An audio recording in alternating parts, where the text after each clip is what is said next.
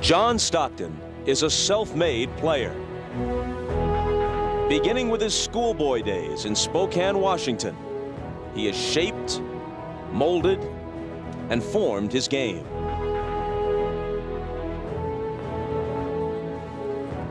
Along the way, he's etched his name in the NBA record books. No one in the history of the league has dished out more assists. No one has more career steals.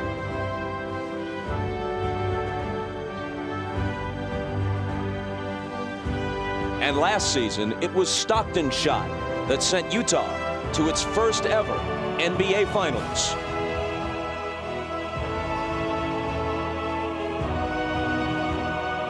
Again Wednesday night, with Karl Malone searching for his A-game, there was Stockton to hit the game winner. For 14 seasons, the ultimate NBA prize has eluded him. He's too reserved to say it, but you can see the hunger in John Stockton's eyes. This may be the last chance. It's almost certainly the best chance. Game 2, next.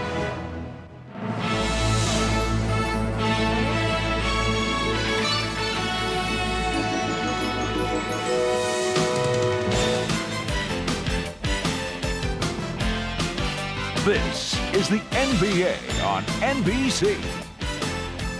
The 1998 NBA Finals. Tonight, it's Game 2. The Chicago Bulls versus the Utah Jazz. Major decibel levels being reached at the Delta Center even before tip-off. And with the Jazz up 1-0 in the series, the trends point their way. They have now won 7 consecutive playoff games dating back to the San Antonio series, while the Bulls have lost 4 of their last 6 playoff encounters, including the last 4 games on the road. Hello and welcome to Game 2, everybody. I'm Bob Costas. Perhaps more to the point, Utah is 3-0 this year against Chicago. 2 regular season wins, and then Game 1 on Wednesday night. Is fatigue a factor for Chicago, especially for Michael Jordan? As great as he is, he's only human, and he is 35 years old. They played 7 tough games against Indiana. In Game 1 here, Utah threw 6 different defenders at him, and most importantly, he had to play 46 of the 53 minutes in an overtime game. He scored 20 points in the first half, but look how many shots he had to ultimately take to wind up with 33. And as has been the case at various times in the playoffs, as the game moved along into the fourth quarter and into overtime, his shooting percentage fell. He shot just 3 of 8 in the fourth quarter and in OT. We're joined now by Isaiah Thomas and by Doug Collins. Great as he is, Michael needs help. Well, Bob, everybody knows the Bulls offense goes through Michael Jordan. He had a terrific first half in Game 1. 8 of 14, 20 points. Utah did not do a good job double-teaming in the post. In the second half, they came aggressively with the big man, a critical shot clock violation in the fourth quarter. So he's going to need help from Scottie Pippen and Tony Kukoc. They shot only 11 for 31, 2 of 12 from the three-point line. Those guys must be better tonight. Chicago, only 14 assists, very uncharacteristic. They usually move the ball better than that. 15 turnovers that gave them 21 points, and look, only 9 offensive rebounds. The Bulls know they can play better, and they're going to have to, or they're going to be looking at a 2-0 deficit going back to United Center. Bob? Because it's almost certain, Zeke, that Utah will play better. They managed to survive and win in overtime on their home floor in Game 1 without Karl Malone providing his usual contribution. And Bob, when you talk about the Utah Jazz, it starts and it ends with John Stockton and Karl Malone. They went early to Malone in the post, trying to get his rhythm. Malone struggled a little bit. You see him backing down Dickie Simpkins here, but really couldn't get it going. Stockton stuck with his big man and got him involved on the fast break. But when the game got tight, Stockton's offense took over. He put the Utah Jazz on his back. Now, when you look at the Utah Jazz, Hornacek and Malone struggled, going 11 of 35 from the field. But it was the play of the point guards that kept the Jazz involved. Isley and Stockton combined for 32 points and 14 assists. Now, if the Utah Jazz is to play better tonight, Karl Malone is going to have to shoot the ball much better than he did in Game 1. He was only 9 of 25 from the field. I expect Karl to come out and have a big night tonight. Bob? Even though he did struggle, he did hit 4 big baskets late, 2 dunks and a couple of jumpers. So maybe the mailman is like the Postal Service. He always delivers, even if sometimes it is a little late. We'll get to Hannah Storm and Bill Walton when we come back. Game 2 is just around the corner.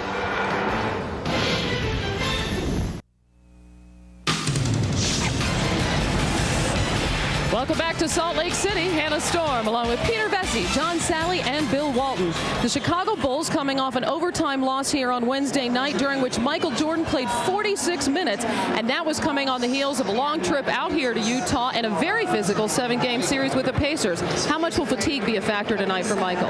Hannah, Michael Jordan is the only athlete I've ever seen who truly has gotten better with age, maintaining his incredible physical talents while his mental and skill components have matured. But for the first time in Game 1, there were signs of fatigue, signs of being 35 years old.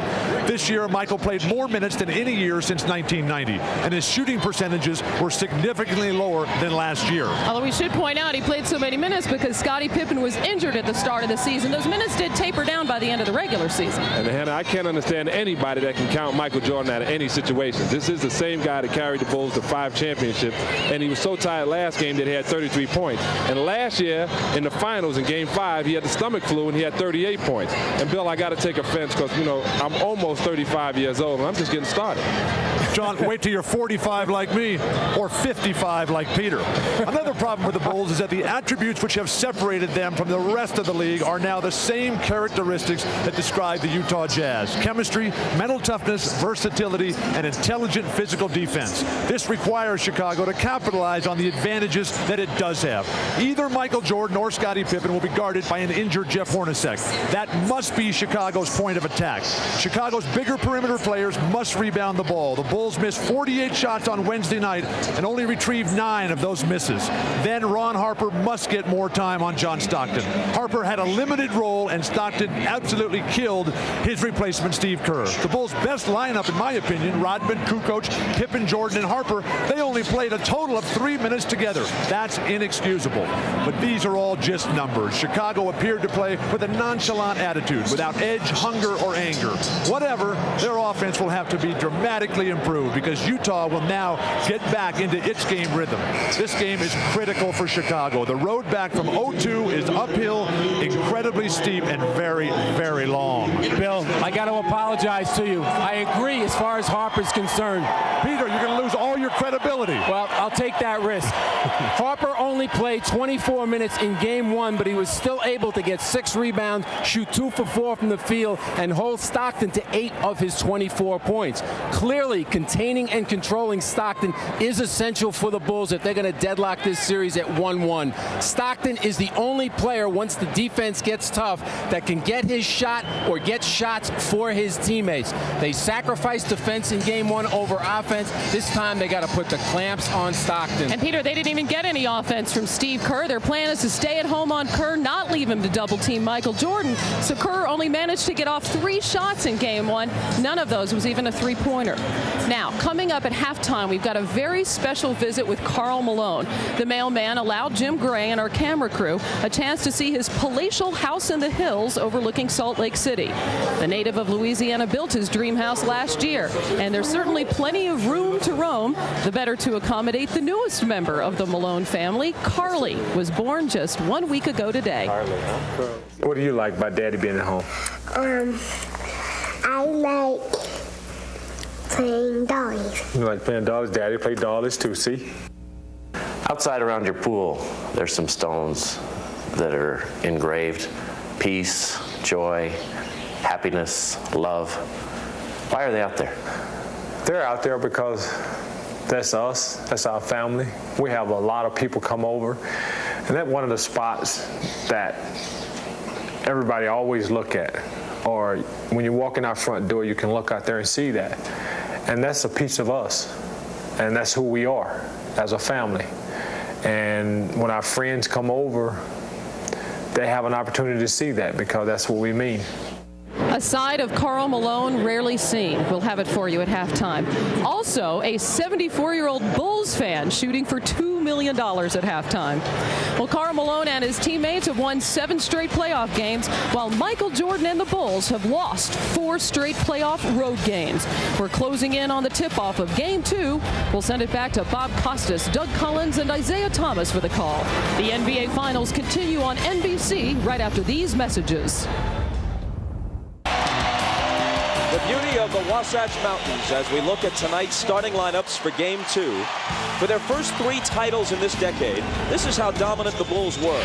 They were 8-1 in the finals on the road against the Lakers, the Trailblazers, and the Suns. But since then, only 2-5 on the road in the finals. They lost 2 out of 3 at Seattle, lost 2 out of 3 last year here in Utah, and of course lost Game 1 of this series at the Delta Center. They were still able to win the championships against the Sonics and the Jazz the previous 2 years. Will it be the same this time around for Phil Jackson? Here's Jerry Sloan's lineup, and he has one of the deepest teams in the league. These are the starters, but his bench is so important. The bench outscored Chicago in Game 1, 22-8.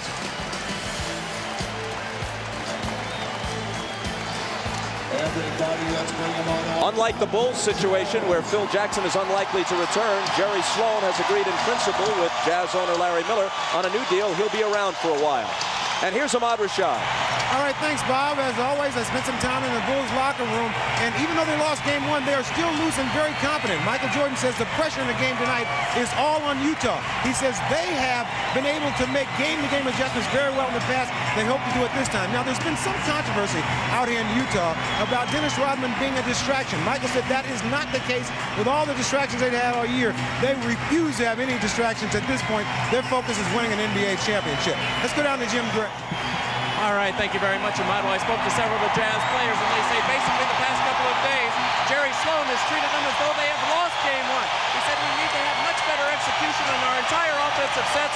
We need to run the pick and roll much better. We got a better team defense. As for Michael Jordan, they plan to attack him from many different directions again tonight. Bob? All right, Jim, and listen to them roar at the Delta Center as the Jazz control the opening tip. Malone wastes no time and overshoots it. Harper takes the rebound. Malone just 9 of 25 in Game 1, misses his first one tonight.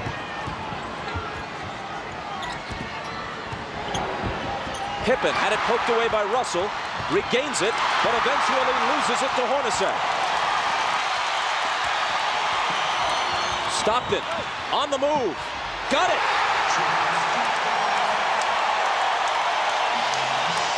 Well, Stockton picks up right where he left off in Game 1. And interesting, it looked like they went into the post to Harper against Stockton early in this game. Hornacek on Michael. Fade away. Ties it at 2. Jordan had Hornacek in the post. The double team came too late, and Jordan faded away to the baseline for the easy J. Stockton to Hornacek. Left hand. No. Pippen accelerating. Double pumps and banks it home.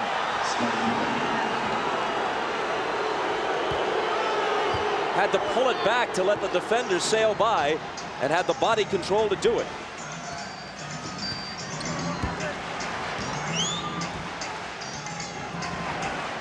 Hornacek to Malone. That's the play they worked on in practice. They were not patient and made the pass to the top in Game 1. They made the extra pass, high-low. Malone had him sealed right underneath the basket. Pippen bounces to Kukoc. And eventually it's Russell as they knocked it away from Tony twice.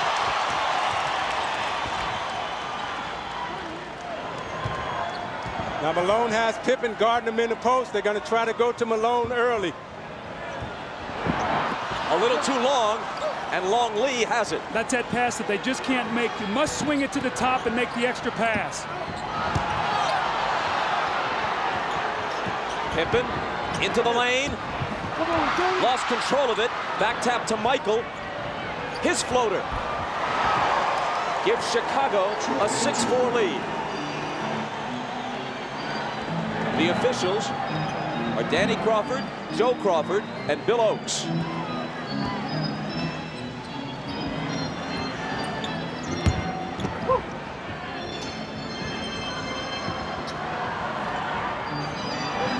Malone against Longley. Stockton for three. John Stockton at age 36. Coming up big in the NBA Finals. No one has played point guard at his age as a regular with anything like this level of effectiveness in the history of the league. Kukoc hits off the baseline.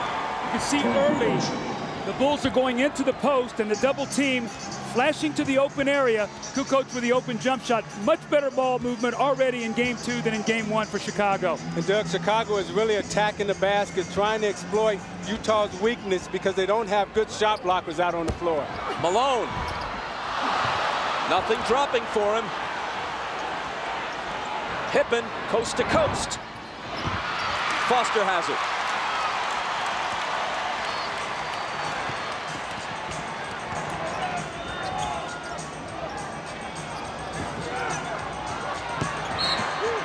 And Malone was fouled as he made his move. Let's take a peek backstage. This is Dennis Rodman dribbling a basketball to try to loosen up the sore right thumb. Often he's riding the bike to try to get warm. Here's Hornacek. Out to Russell. He'll fire a three. Utah did not hit a single three-pointer in game 1, and they've got 2 of them tonight already. They were 0 for 8 in game 1, and they were a 38% shooting three-point team in the regular season, which was 5th in the league. Hornacek bumps Jordan. Rodman's coming in a little bit less than 4.5 minutes into the game, replacing Longley. Foul on Hornacek, his first, as we check with Ahmad. All right, Bob, when I was talking about that controversy, it stemmed from last game when Phil Jackson was not able to find Rodman on the bench. But Dennis always goes back and warms up when he doesn't start, and it's something that they've done all year, and it is not anything that is a distraction. Bob? Jordan's miss is tipped to Pippen. And it could be a three-point play as he banks it home and will come to the line. Isaiah, I can tell you right now, Jerry Sloan is not happy with his team's defensive rebounding. Every loose ball has gone to the Chicago Bulls, and Scottie Pippen is not settling for the outside jump shot. He's slashing and cutting and getting inside the defense, not settling for that three-point shot on the perimeter. And Chicago right now is playing with a sense of desperation because they know they can't go down in this series 0-2. Only 2 teams in NBA history have trailed the finals 0-2 and come back to win it. 69 Celtics, 77 Trailblazers. Hornacek between 2 defenders. And Pippen and Rodman either could have taken it, and they combined to juggle it out of bounds. Bob, I can tell Hornacek is really struggling with that Achilles injury that he has. Really can't get any lift on his shot, and when he goes to penetrate to the basket, he's taking small baby steps as opposed to taking a long step to finish.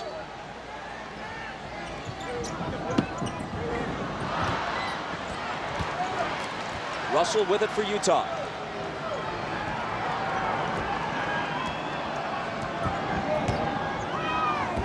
Hornacek.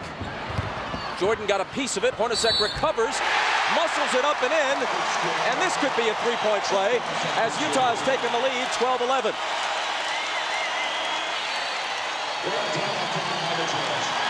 Before Hornacek tries to tack on the free throw, we'll take one more look at the basket, then step aside for a commercial break.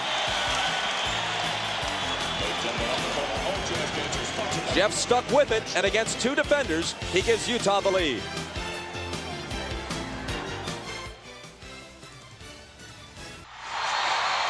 This is one of the Jazz favorite plays. You're going to see Hornacek set a rip screen and bring Malone to the post. They're so concerned about Malone that it frees Hornacek to step right back to the ball. Pippen bumps, and now Hornacek can take the ball to the basket. I can already see that in the preparation of game 2, they've gone to work on this play because they did not do a good job in game 1. Malone got a basket earlier off the same play, and you can see game 1, 21 points off the turnovers, the assists, the 52 points in the paint, the 21 fast break points, but the execution already better in game 2 by both teams here early in the game. Doug, that's one of their bread and butter plays, and normally Hornacek is strong enough to shoot that gap and take that long step. And you can see he wasn't able to get in that gap with that long step. Hornacek, an exceptionally good free throw shooter, completes the three-point play.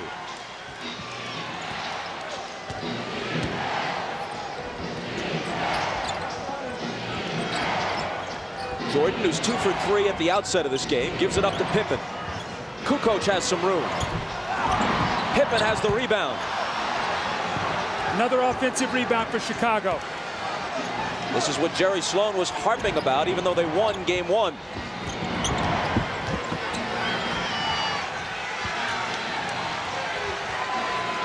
Shot clock moves down to 7. Hornacek on Michael. Foster trying to help. Tough shot off the back iron, and Stockton takes it.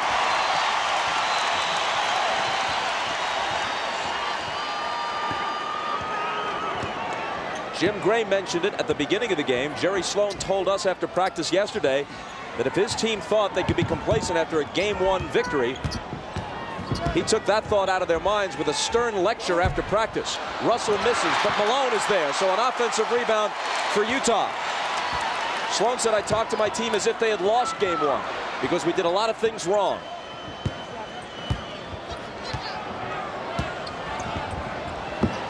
Malone from Stockton. How many times has that been said over the past decade and a half? Malone was fouled.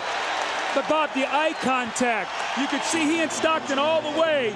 He's going to get the offensive rebound, and then it's going to lead to the shot by Malone, but it's a great read. He slips the screen, and Kukoc cannot get there soon enough. The pump fake and the foul, and Malone gets to the free throw line to shoot 2 free throws. But you can't teach that. That's eye contact between 2 Hall of Fame players who've played together for 13 seasons. As a rookie out of Louisiana Tech, Karl Malone shot just 49% in his first year in the NBA from the line. This year, up to 76%.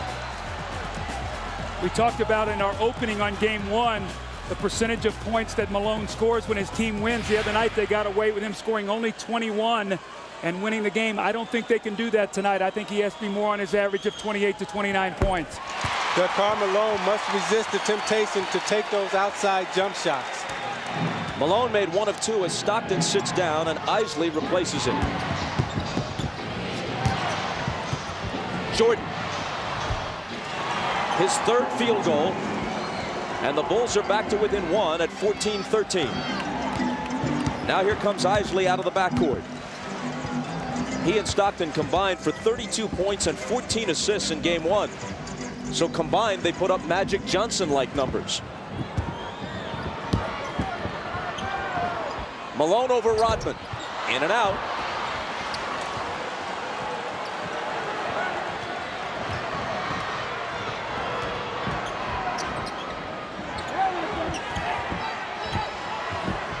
Malone helping on a double team with Jordan.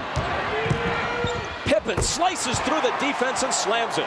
See, when you come with size, Malone came to double team with size, forced the lone J over in the corner, and then Pippen penetrated the lane for the easy dunk.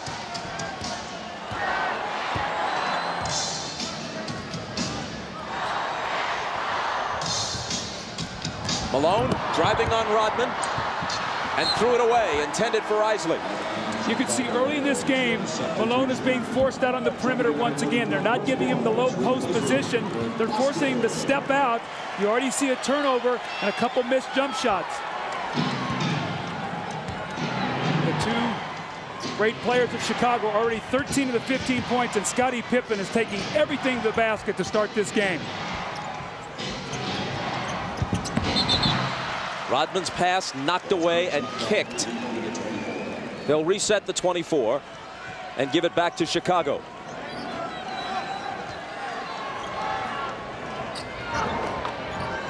Pippen again to the hoop. Contact, no foul. Loose ball out of bounds, and it goes to Utah. Utah has been very fortunate. Tony Kukoc with another offensive rebound. Russell pulls up and hits off the glass. Now see, Tony Kukoc was back yelling at the referee, and nobody got back defensively to Brian Russell. You cannot be concerned that you didn't get the call. You must get back. And Jordan just told Kukoc, don't argue with the officials. Do that instead. Score and give us the lead again. Chris Morris has come into the lineup off Jerry Sloan's bench for Utah.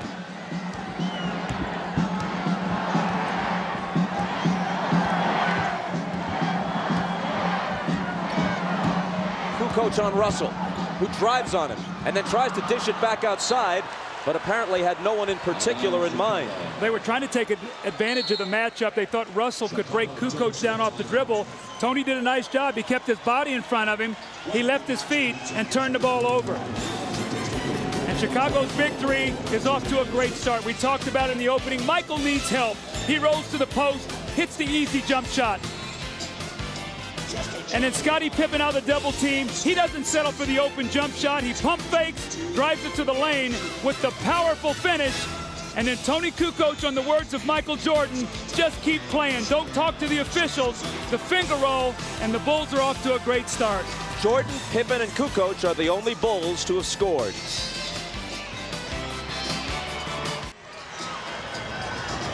This is the scene across the street from the Delta Center. Some 15,000 gathered to party and watch the game on a big screen TV. Outdoor jazz concerts are popular at this time of the year. Well, you see the big three from Chicago off to a great start. They have 17 of the Bulls' 17 points. So they're off to a terrific start. And more importantly, they have 5 offensive rebounds, the Bulls do, on 7 missed shots. They missed 48 shots in game 1 and only got 9 of them back. Here's Pippen, fade away in the lane. At least that was his intent, but he was tripped and fouled.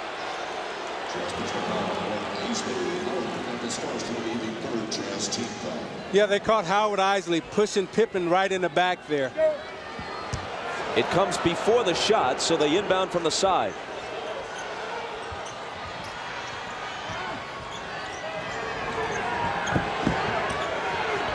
Rodman to Pippen, outside to Harper. Now Michael baseline. And he starts the same way he began game 1, on fire. See what Chicago has out on the floor right now with Kukoc, Jordan, and Pippen. They have 3 excellent post-up players that they can exploit mismatches anytime in the post. Malone with the slam. His jumper is still missing in action. But with his strength, if you can get him inside, it's over. Scottie Pippen about 1 step slow on that rotation. Malone, you almost have to pre-rotate. You have to be on your way over as you're trapping that screen roll, or it's going to be too late to get there. And a 20-second timeout asked for by Chicago.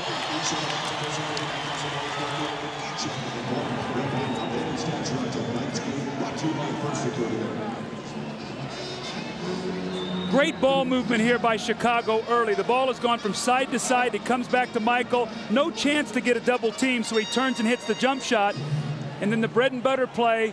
Once again, the screen roll, Malone slips it, and you see Scottie Pippen on the weak side about a step slow getting over.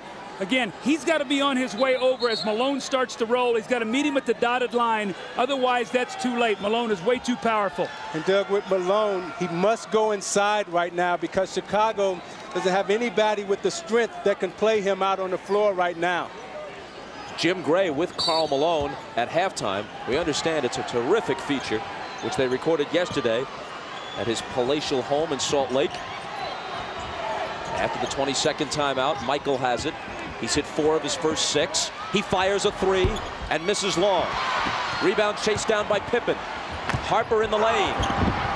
Misses off the glass. And Chris Morris comes away with it.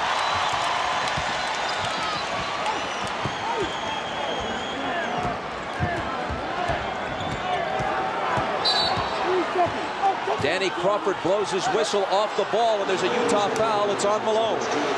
No, making a 3-second violation. 3-second violation. This ball has got to swing to the top. They're holding the ball and allowing Chicago to get in front of the post on the defense. Harper open, misses a 3. Isley takes it from his backcourt spot.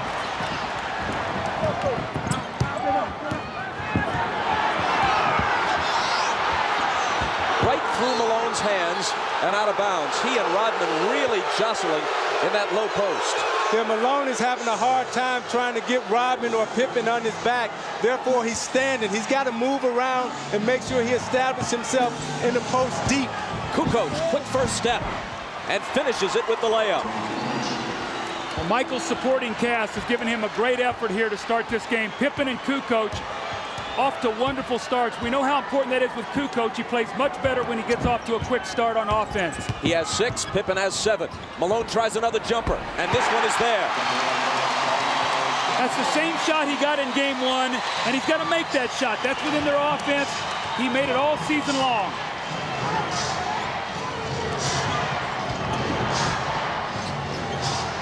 Kukoc spins on Russell and hits the little left-hand hook. See, Russell is just giving up too much size to Kukoc on the low post. Well, high 2 for 1 here on a screen roll. See if Malone steps out with he and Isley. Malone inside, nice feed, but he undershot it. Hit the underside of the rim.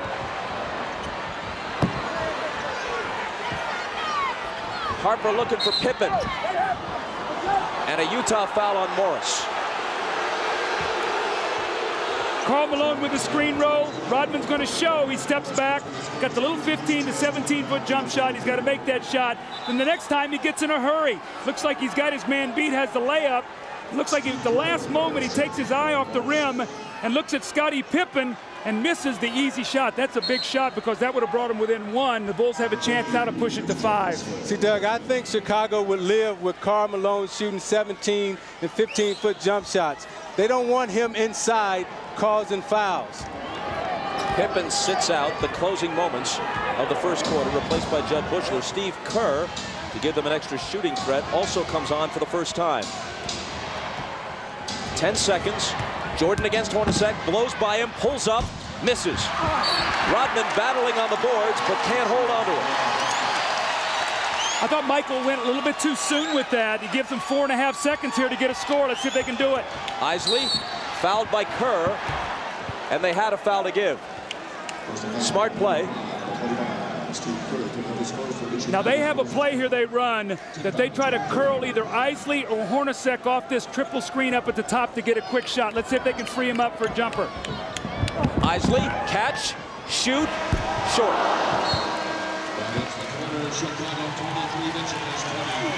After 1, the Bulls trying to draw even, lead it 23-20. Besides Jordan and Malone, here's a significant number. Kukoc had 9 points in all of Game 1. 8 points in the first quarter tonight. You're watching the NBA on NBC.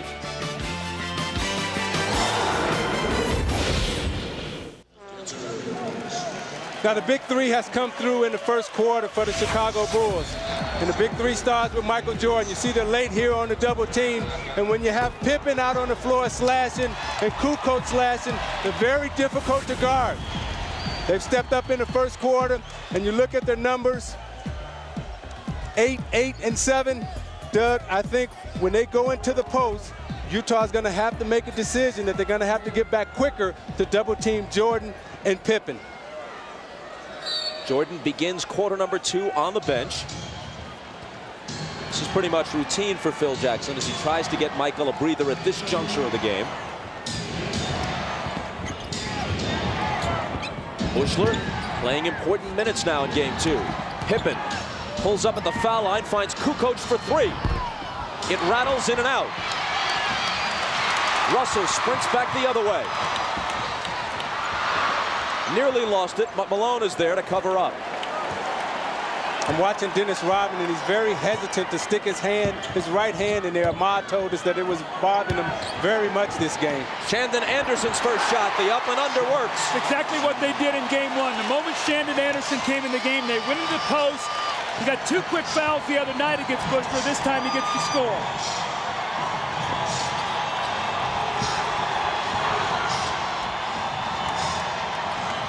Rodman screening for Kerr. Pippen in the lane with the hook. Scottie Pippen now has 9, and no one but Pippen, Kukoc, and Jordan is in the scorebook for Chicago.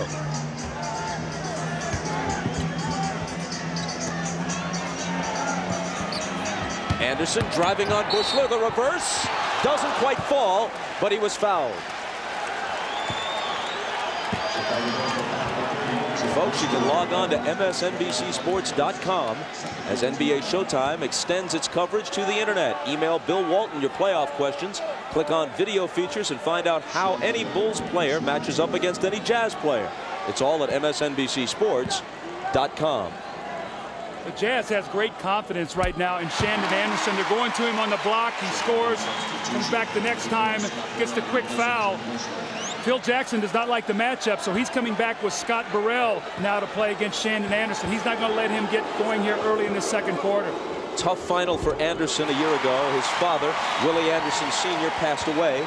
He had to miss games 3 and 4, both Jazz victories. Then when he came back, he missed some important shots down the stretch in game 6 as the Bulls notched the clinching victory. But he's played well this year in his second year in the NBA, especially against the Lakers in the Western Conference Final. Bulls by 1. Kukoc makes it 3 as he continues his outstanding play. He has 10. Now you see Kukoc with all the moves inside. He has the little up and under, the baseline jump hook. He's got all the moves inside. Anderson tries Burrell. And there's an immediate foul. Kerr was also there. Now, when you look at Kukoc inside, he's 6'11", and Chris Morris is only 6'8", so he's giving up a lot of inches in there. Kukoc can come, gives him a little up fake, and his arms are so long that he can extend and give them a little soft finger roll. And the fact that he's left-handed there too, Isaiah. Normally a right-handed player couldn't get that shot off, but he actually came back with his strong hand. Malone to the bench, replaced by Carr, and there's Shandon Anderson. Well, they tried to change the matchup. First Burrell fouled him, then they went right back to him, and he scores once more. Howard Eisley's 5th assist already.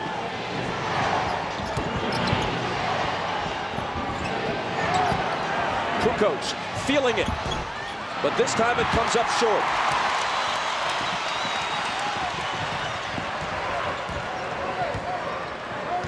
Eisley guarded by Kerr. Much quicker than his veteran defender. Carr sets the screen, then gets it back. Takes it to the hole and hits with the left hand. Antoine Carr, Bob, did not have a field goal the entire first game. That was needed. He needs to score some points for this team. So they get a contribution from the former Wichita State Wheat Shocker.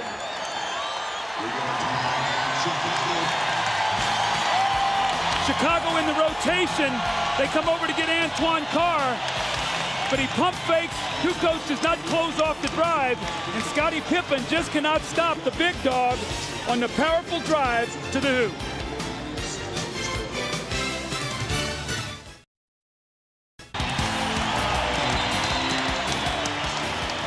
Commissioner David Stern peruses some early game stats, and among those numbers, he might pick up on this. Utah's bench has outscored Chicago 8-zip. It was 22-8. Advantage Utah in game 1. Shandon Anderson has 6 of those 8 points, and in addition, Howard Eisley has 5 assists in relief of John Stockton. Jordan back in. He, Pippen, and Kukoc, the only Bulls to have scored. 6 different Jazz players have scored at least 1 basket. Luke Longley to Pippen. Great feed. That was a great feed and a nice cut. Jordan gave Pippen a little brush screen, and Pippen cut really hard, and Longley hit him with the pass.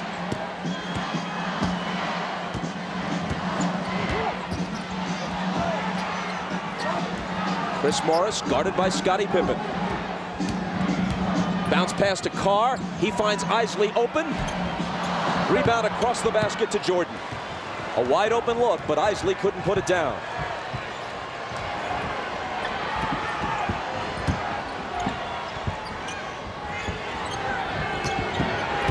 Pippen draws 2 defenders. He finds Longley. Knowing Jerry Sloan the way I do, the thing he's going to be upset right now is Chicago's in a great flow offensively because Utah's not putting their body on cutters. They're going wherever they want to go on the floor, getting very high percentage shots. And Utah's got to be really careful right here because Chicago has the 2 best players in Jordan and Pippen on the floor. Eisley drove around 2 defenders to lay it in.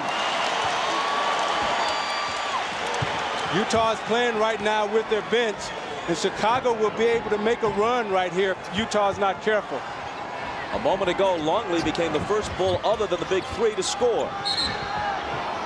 And Joe Crawford blows his whistle. Stockton coming back in.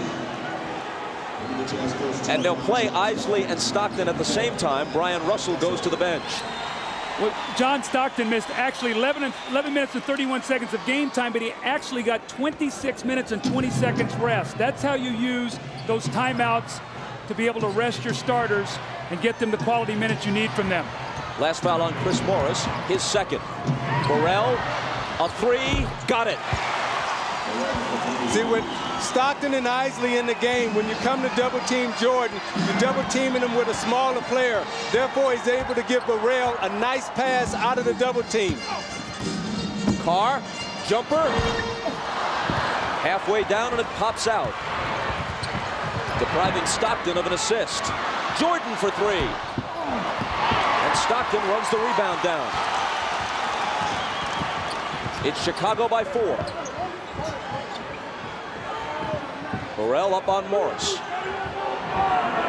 Antoine Carr returns the pass to Morris on a great look, but Chris couldn't finish it.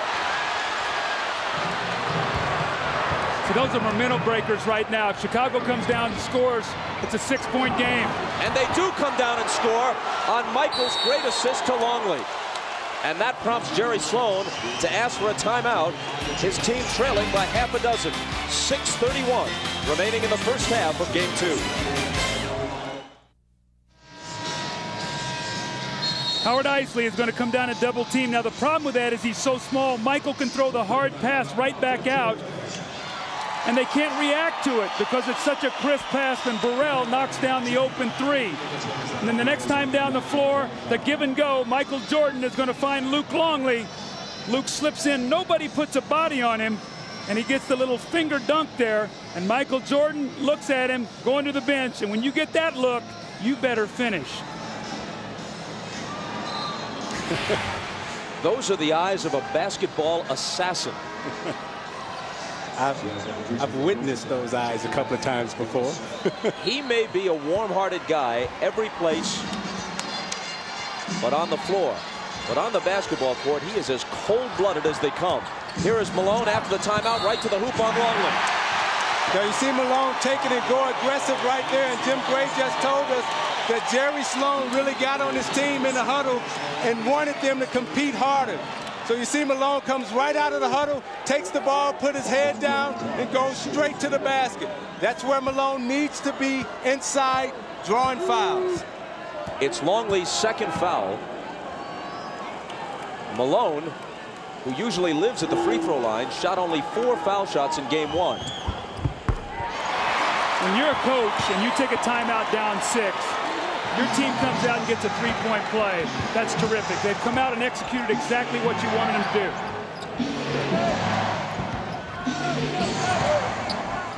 Kerr bounces to Longley, who is pushed and fouled by Ostertag. Stockton raised his hand. Isaiah, look why this play works right here. They're going to play off the Bulls' overplay. So when they throw here, there's no help, and he can take the ball right to the basket. See, Michael's overplaying, so there is no help. That's a great play out of a set timeout. It appeared as if Ostertag was the guy who really jostled Longley there, but they called the foul on Stockton his first. Here's Burrell, and Ostertag is there to take the rebound.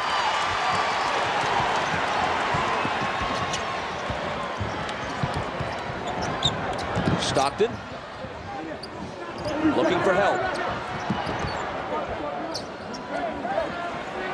Isley with 7 on the 24. Working on Kerr. 3 seconds to shoot. A rainbow comes up short. It's an air ball, and it's grabbed under the bucket by Jordan. So you got interesting matchups out on the floor right now because they don't respect Ostertag, and that forces Malone to guard Kukoc. But Kukoc travels with it. Normally you would see Hornacek on the floor right now, but he's really struggling with that injury. So they're having to play a very small backcourt, and they're playing Shandon Anderson as a small forward. How much longer before we see Brian Russell back into the game against this bigger Bulls lineup now? Stockton snap pass to Isley, gives it up to Ostertag, and Utah moves to within 1.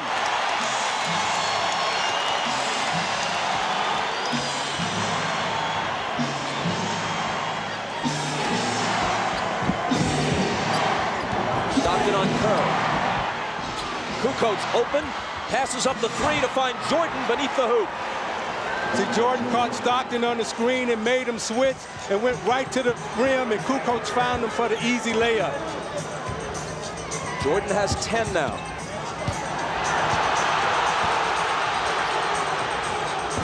Malone over Longley. Short. Got his own. Lays it in. It looks like Karl Malone is trying to shoot that jumper a little quick. He shot it and chased it down almost like he had no confidence he was going to make it. That's his shot. He just got to square up and shoot that thing over Luke.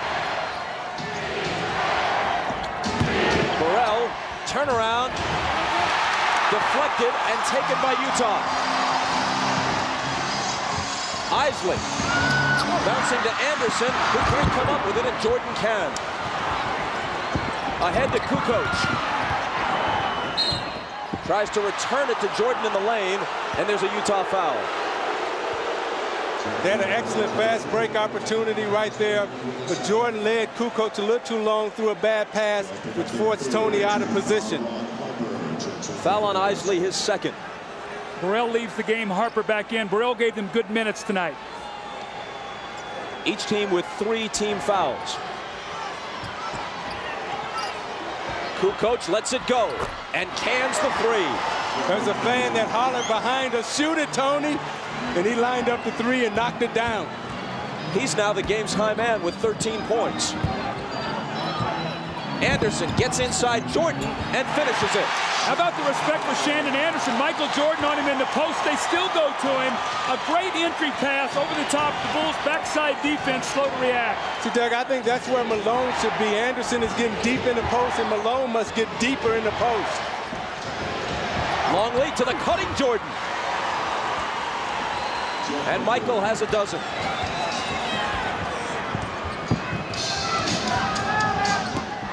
Anderson, second-year man from Georgia, has 8 off the bench.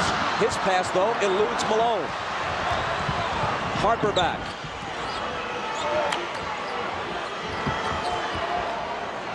Looking for Michael, guarded this time by Stockton. Ostertag is there with help. They swing it around, and Kukoc is open again. This time he misses the 3. However, Longley pokes it back to him. Kerr for 3. And Jerry Sloan has to be gritting his teeth over on the Utah bench as Chicago continues to dominate on the offensive glass. Well, Malone started running out instead of getting the rebound. Nobody there to guard Kukoc, and he gets the second shot. Jordan swats it away from Anderson and out of bounds. The Utah fans contend that Anderson was fouled, but the officials say Michael got it cleanly. Now you watch Longley will come over, and as Anderson goes up, he has to adjust the shot, and Jordan is there to send it out of there. As he gives a little bounce, and I can tell you there's nothing like the feeling of blocking a shot like that when you knock it out of bounds. You just give a little hop.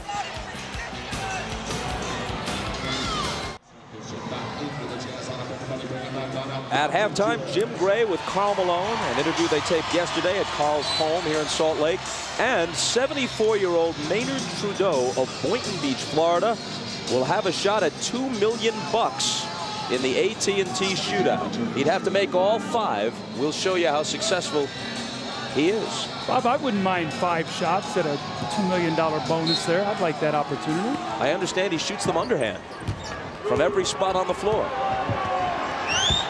And practicing yesterday, he was averaging 3 out of 5. Here's Ostertag. 1 out of 1 on that one. A moment ago, Chicago led by 7. That was the game's biggest lead. Now it's down to 5. Michael over Hornacek. Rebound Ostertag.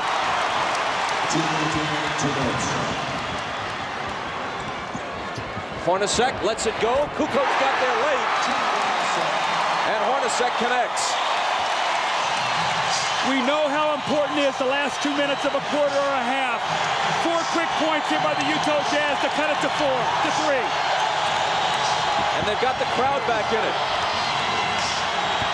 Kukoc is fouled. Out of a timeout, Stockton, who does it better? It's not Malone this time, but on the weak side, the cutter, Ostertag for the dunk. And then Hornacek off the transition, early offense. He squares it up and hits a tough shot over Tony Kukoc to cut it to 3.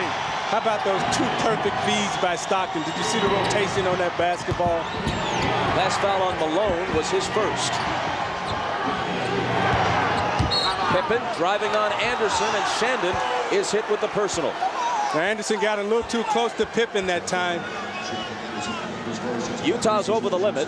Pippen's coming to the line. Tomorrow, NBC Saturday starts at 8, 7 Central, with the NBC original movie thriller, The Lottery. Then the thrills continue with Profiler. 8 Eastern, 7 Central, tomorrow night on NBC.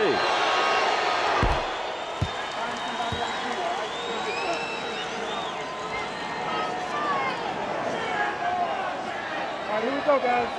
Pippen has 12. So does Jordan. Kukoc leads Chicago with 13.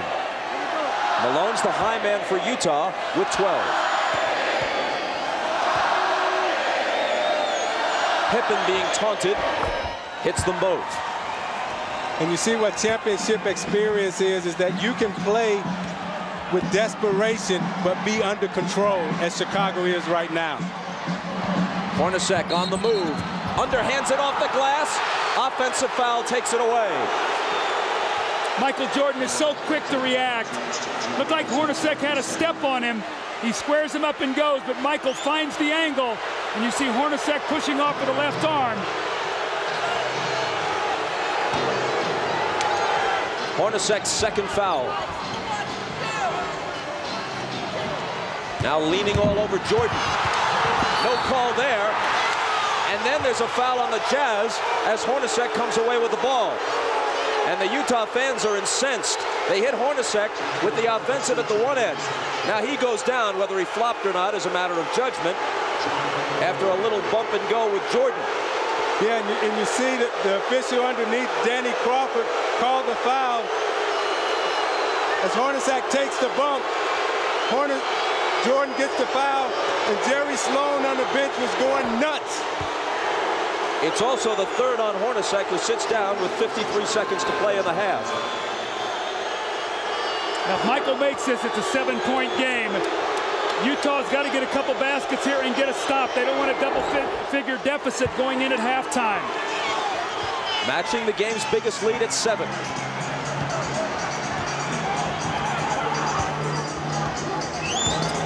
Stockton out to Malone, driving on Pippen.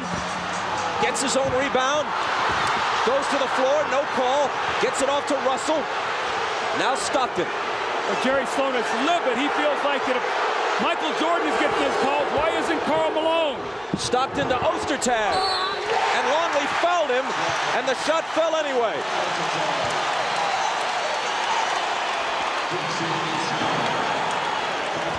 Malone is going to take the ball to the basket. He realized Michael just got fouled, felt like he got bumped, fights to get it back, tries to power it up, the ball is knocked loose. And then Ostertag, once again, the man on the spot from Stockton, he gathers himself. It wasn't pretty, but it was effective. He's got a chance once again to cut this lead down to 4 if he can make the free throw. Ostertag trashed earlier this year after signing a huge contract. Showed up in training camp, out of shape. Longley with 3 fouls goes out.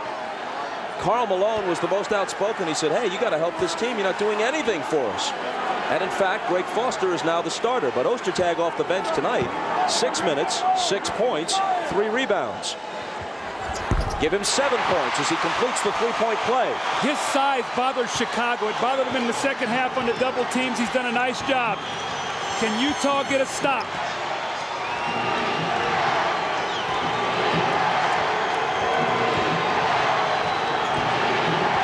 Situation, Doug, you don't want to give up the 3. Michael against Russell, baseline fadeaway. Can't finish the half with a hoop, and there's the horn.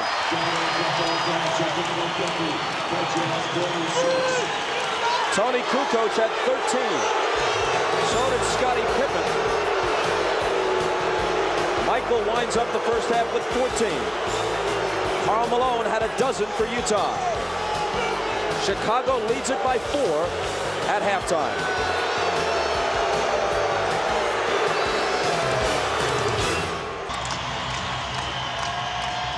Chicago ball up by 4 as we begin the third quarter. Foster will start on Kukoc. He must get a body on him and do a better job than he did to start the game. Kukoc off the dribble, finds Harper in the corner. Now it's Michael, double pumps and connects. 16 for him. That was an unbelievable shot. The ball was knocked away from him. Hornacek came from behind. He had to pull it down and shot a trolley wire jumper. I don't know if the thing went into the basket. Hornacek into the lane against Michael. Foster crashing the boards over Pippen to knock it away and out of bounds.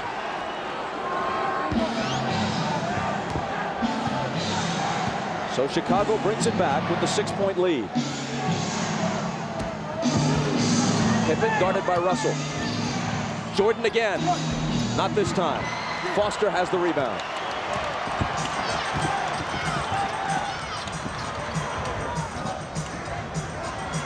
The lob to Malone, and hold on. Play whistle to a stop, a Chicago foul, and if it's Longley, that's number 4, and that's what it is. Bob, take a look at Michael Jordan here now. He's going to mishandle the ball. Look at Hornacek from behind. He double pumps it, the ball barely over the front of the rim, and he makes a very difficult shot. Hornacek with room and with 2. First 2 plays of the game, Utah run right at Michael Jordan. They said, we've got to make him use some energy. Hornacek hits the open jumper. To cut it to 4. Pippen, his defender falls. Scotty tried to take it into the lane, knocked out of bounds by the Jazz. Let's check in with Ahmad. All right, Bob, we talked about game-to-game adjustments. Well, the Bulls have made that adjustment.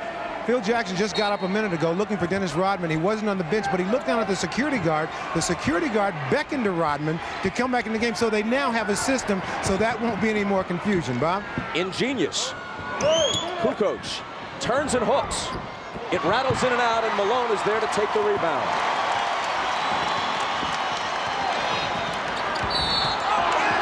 Down goes Malone at the other end. Perhaps fouled by Longley. And that's 5. Yeah, Malone came down to establish his low post position. He was trying to get the position, and normally the officials will let you bump the guy before he gets in position. Malone does a good job enacting flops, take the charge, and the officials blow the whistle. And that means Rodman comes in. Rodman, of course, always complaining that Malone is constantly acting and flopping, that sort of thing. According to Dennis, discuss him. Dennis is on Malone. Stockton fires a jumper, and it's there for him.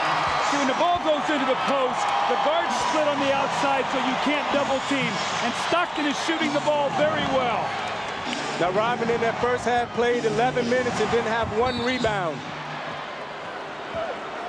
That's got to change, you figure, for Chicago to have a chance, especially with Longley now riding the pine with 5 fouls. In the first half, they only had 9 defensive rebounds, and that's not good for Chicago. That foul on Malone is his 2nd.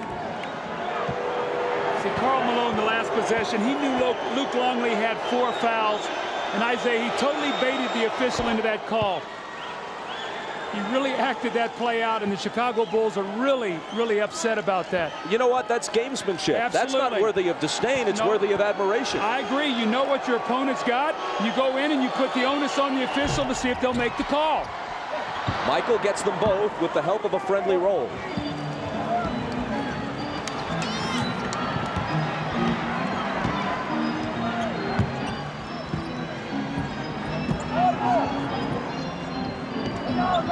Here's Malone, Pippen over on the double team. Foster can't contribute, had a wide open jumper, couldn't connect. Jordan, stutter step, pull up, rebound Foster. And you can see Ostertag is coming into the game. Jerry Sloan has seen enough from Greg Foster. Ball loose in the lane and taken by Pippen. Kukoc is open underneath.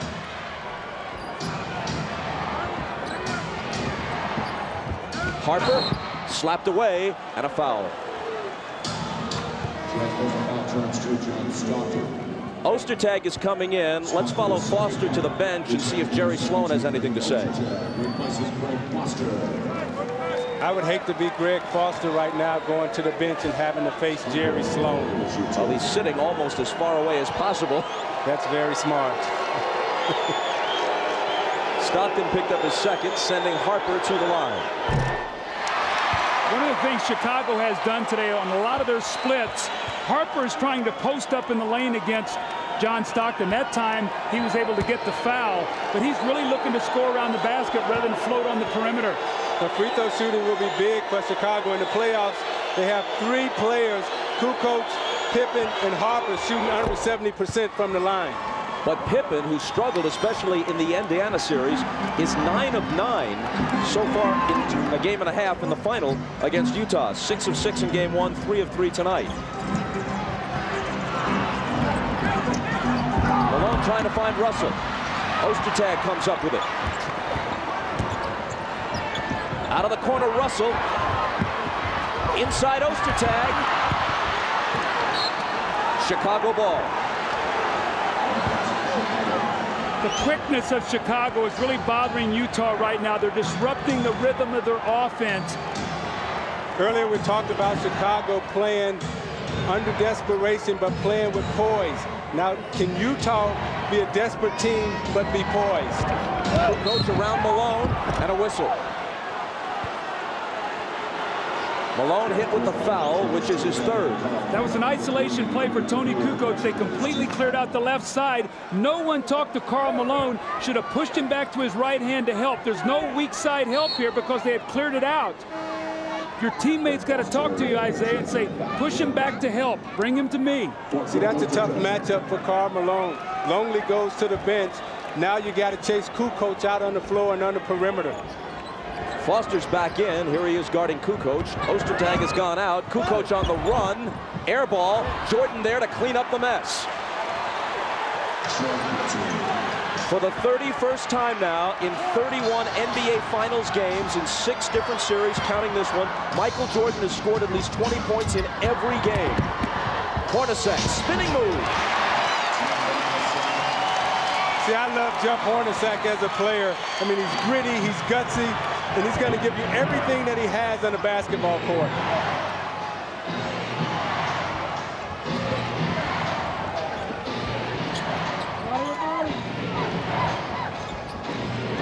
Harper bumps into Stockton, no foul, and the hoop. Once again, Harper in the post against Stockton. They're going to try to punish him down there, make him play some post defense so he can't roam.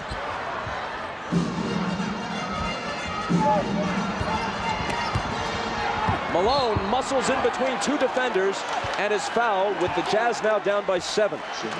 You see the big guards of Chicago now starting to take control of this game, giving the smaller Jazz problems. You look at Jordan underneath, pushes Hornacek out of the way, and gets the offensive glass.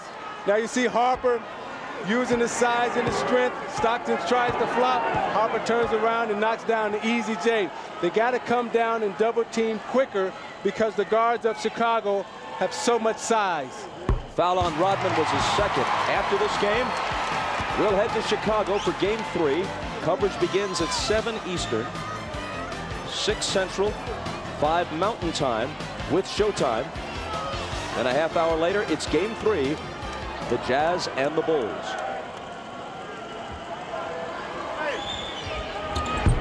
One of 2 for Karl, and the rebound for Rodman. His 2nd rebound of the night.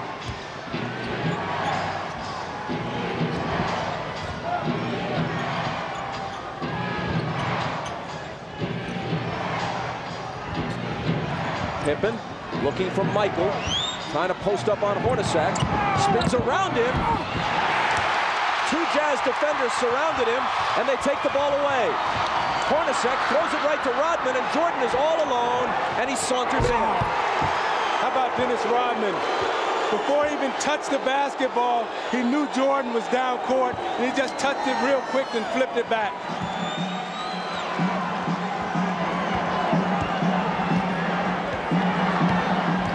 Now an 8-point lead for Chicago. Malone can't cut it to 6. Foster grabs the rebound, but there's a Utah foul. And it's on Foster, his 2nd. Jeff Hornacek thought that John Stockton was going to keep running to the basket. He stopped at the 3-point line, and Rodman, as you said, caught it and immediately left his hands. This is the easiest basket Michael Jordan has gotten in a long, long time. Miller Genuine Draft presents even more basketball. Michael Jordan with a shot fake. Look, no resistance in the lane with a little finger roll. Here the quick turnaround jumper, no double team. Michael gets the late double team here, forces him into a miss. And as he pump fakes on the baseline, you see the strong help this time by the Jazz. So they're going to need more of that if they're going to get back into this game. You see Michael 9 of 19. A lot of the shots on the right side, the other shots in the lane. He's had nothing tonight from the left side of the floor. And in recognition of this look inside the game, Miller Brewing Company will donate $1,000 to the Thurgood Marshall Scholarship Fund. Adam Keefe, who has spent more time on the bench than Thurgood Marshall, has checked in for the first time. As we check in with Ahmad. All right, thanks, Bob. The conversation during the bench, Scottie Pippen saying take good quality shots every time down. Michael Jordan telling him to be smart, take care of the ball, run the floor, and crash the boards. Bob? Jordan missed. Keefe rebounded. See, with Adam Keefe on the floor now, Pippen can really roam because Keefe is not a shooter. Russell to Malone, guarded by Dennis. Tries to muscle up on him and draws the foul.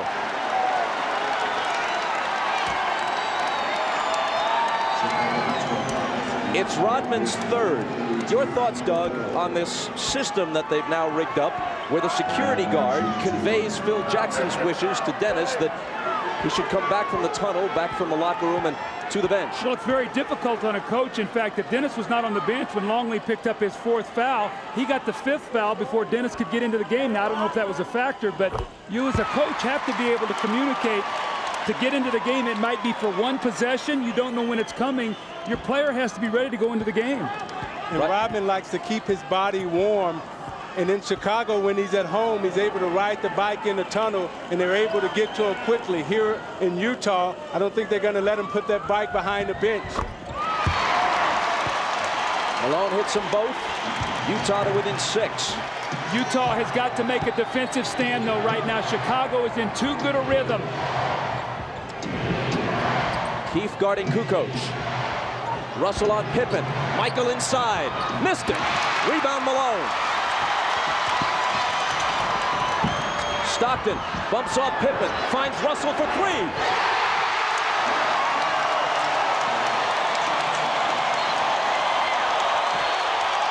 Timeout, Chicago.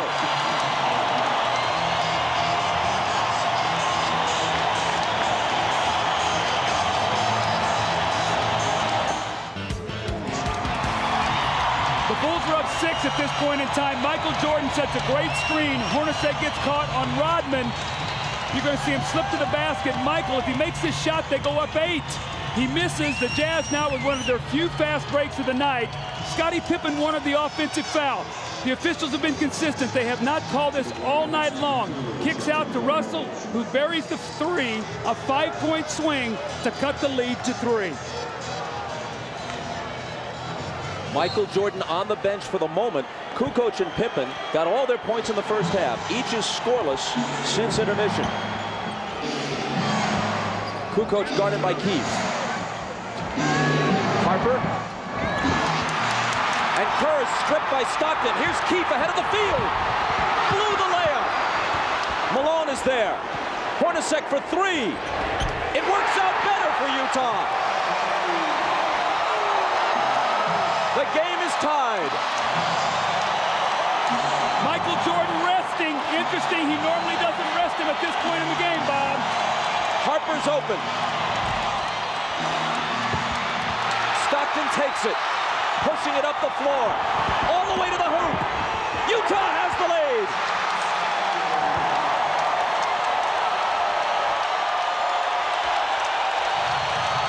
The Jazz on a 10-0 run.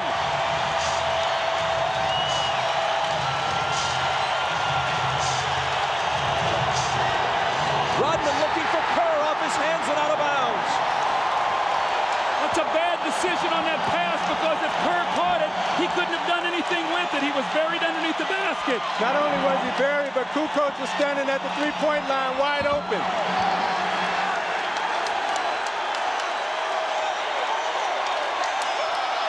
Dennis Rodman just barrels through the screen, but on this fast break, you're going to to see Stockton strip Kerr. He throws ahead to Adam Keefe. Now, Adam Keefe has been sick. He has no legs. It comes out on the miss, and he hits the three. Then here comes Stockton to give Utah the lead on the fast break, and on the ensuing possession, Rodman just runs through the screen and picks up the foul. His fourth. So Rodman has 4. Longley has 5. And Jordan comes back in. Hornacek at the line is from LaGrange, Illinois, not far from Chicago. He's fond of telling the story about his son Ryan, whose favorite player is Michael Jordan. He says Ryan has a Jordan jersey, but he has said it is absolutely forbidden to wear that jersey around the house during the finals. Adam Keefe with a lane violation, Bob. You never want to lane violate with a 90% free throw shooter. The Jazz lose a point. Phil Jackson, realizing the momentum switching, he immediately comes back in with Michael Jordan, who only rested about a minute. Yeah, there you're anticipating a rebound that's almost certain not to come.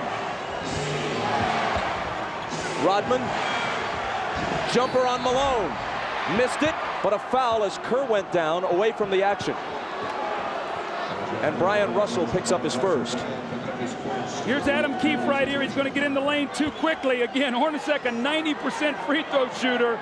You never do that. Now, if you're shooting a 50% free throw shooter, maybe you take that chance, but the referees definitely had to call that. And Doug, if I'm Karl Malone, I am thinking every time I touch the basketball with Dennis Rodman having 4 fouls and Longley having 5, attack the basket because you know they're going to be tentative guarding you.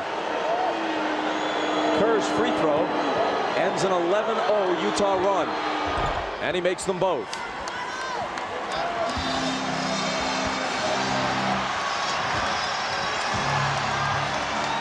Howard Eisley in for Stockton.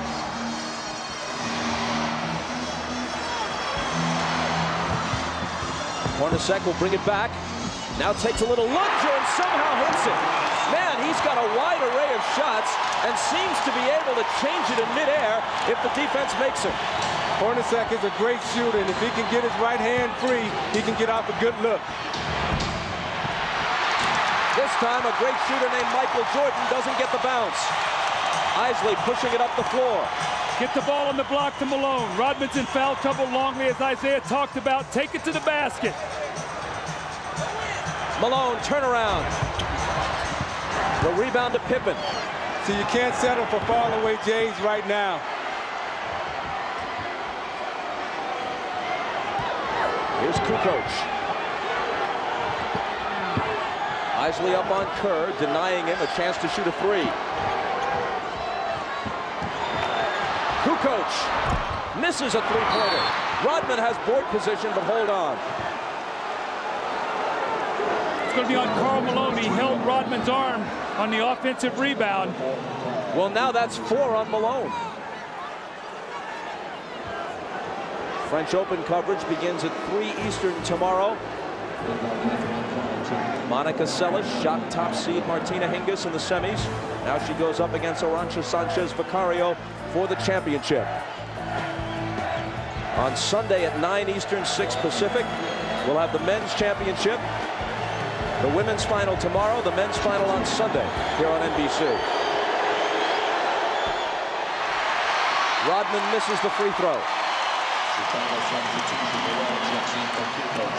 Antoine Carr has checked into the game now for Malone, who is resting with 4 fouls. Carl only 5 of 14 from the floor, and Burrell in for Tony Kukoc. 1 of 2. Utah by 2.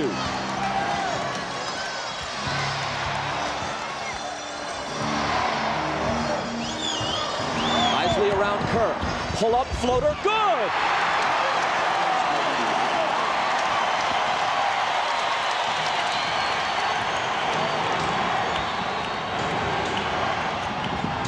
Pippen finds Burrell all alone.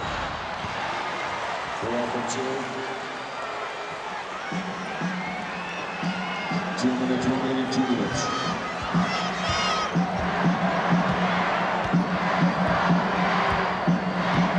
Antoine Carr in, screening for Eisley. who's guarded by Kerr. His bounce pass intended for Keefe, picked off by Burrell. Michael with Hornacek on him.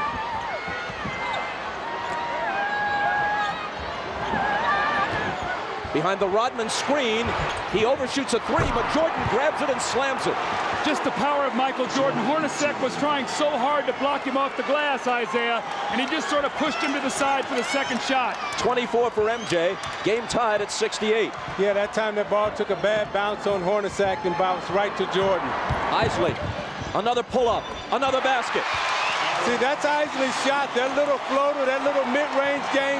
It's so tough when you're a point guard, when you can pull up and hit that little mid-range shot because the defense can't come to you.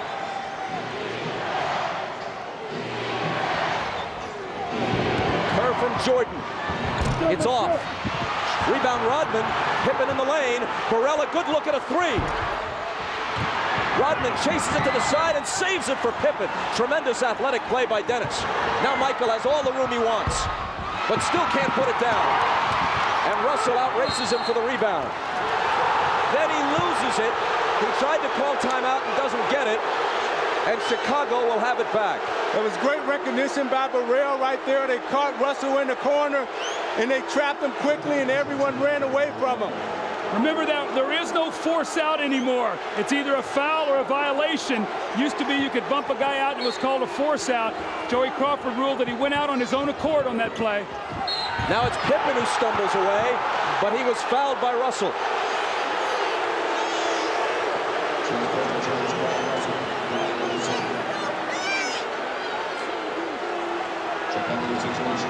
So now Pippen to the line with a chance to tie it with 32.6 on the third quarter clock, and Bill Wennington has come in for the first time in the series. He came in for Dennis Rodman. Rodman on 2 offensive rebounds. Very fortunate on one of them that he didn't pick up his 5th foul.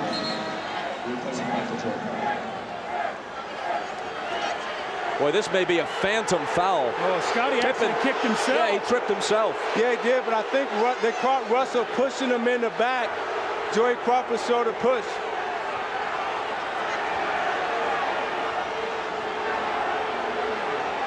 Jordan out. His figures through 3 quarters. Joe Crawford with an explanation for Jerry Sloan. I doubt that it satisfies him, but Sloan strides back to the bench. See, Joey Crawford is using a lot of restraint tonight. This is a very emotional guy, and he's a terrific referee, but he realizes in the heat of this, he does not want to give a technical foul unless he just absolutely has to. That's great officiating. You got to give the coaches a little latitude in this kind of magnitude of the game. Pippen is 11 for 11 at the line in this series so far.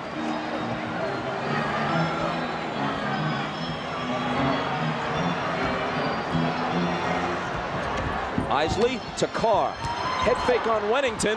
Then the pass inside for Keefe, who bats it to Isley for a three.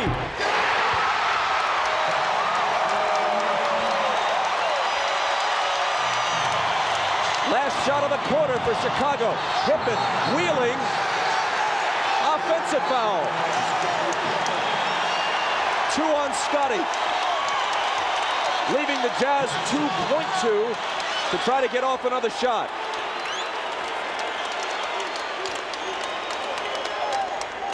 Isley back to Russell. He beats the buzzer and misses it. A three-pointer by Howard Isley gives the Jazz a 73-70 lead heading into the 4th quarter, hoping to head to Chicago with a 2-0 lead in the NBA Finals. Back after these words from your local station. You're watching the NBA on NBC. This copyrighted telecast of the National Basketball Association may not be retransmitted, reproduced, or rebroadcast without the express written consent of the NBA.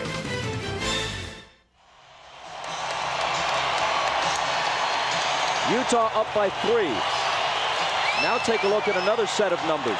You can draw a lot of conclusions from this, but it's almost inescapable that fatigue has to be part of the fact that Michael Jordan's field goal percentage has dropped markedly in the 4th quarter of the last half dozen games. He was 4 of 11 in the 3rd quarter of this one. He's 10 of 24 overall in the game. They have asked him to play heavy minutes at age 35 and to carry a huge portion of the load.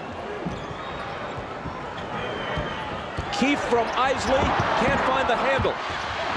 Pippen chases it down. Keefe really struggling here. Pippen to Wennington. His shot is short. Now remember, the start of the fourth quarter, Utah failed to capitalize on the Bulls bench in game one. Can they do it tonight? There's a foul on Kukoc. In the fourth quarter in game one, Chicago outscored Utah 20-12. First foul on Tony.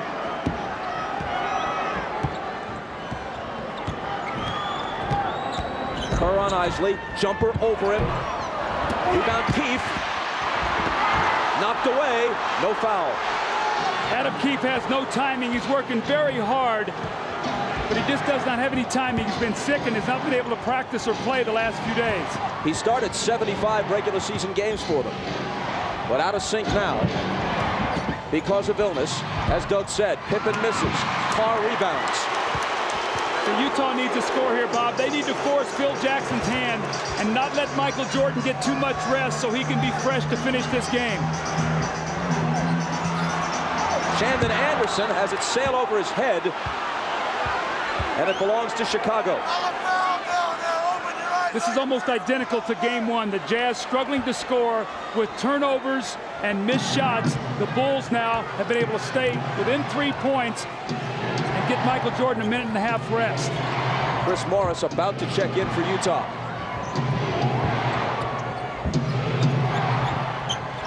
Scott Burrell to a cutting Pippen, who was fouled. It's on Keefe. Scottie Pippen back cut Russell. He went to overplay, and Pippen cut right down the lane. So the importance of Scottie Pippen and Tony Kukoc, we talked about their great first half. They combined 11 for 19.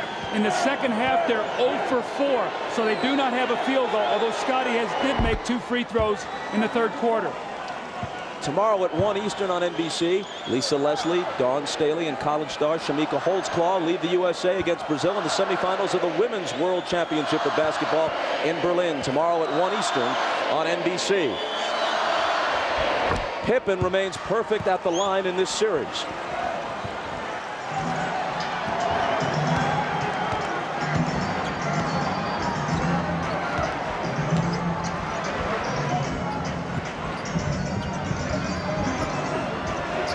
Antoine Carr hands to Isley. Isley on the move. Off to Anderson. Here's a three. Spins out, and Wennington wrests the rebound away from Keefe. Kukoc for three. Anderson skies to pull it down. And it's still Utah by 1. Who is Utah going to go to get a score? They're trying to post Anderson on Burrell.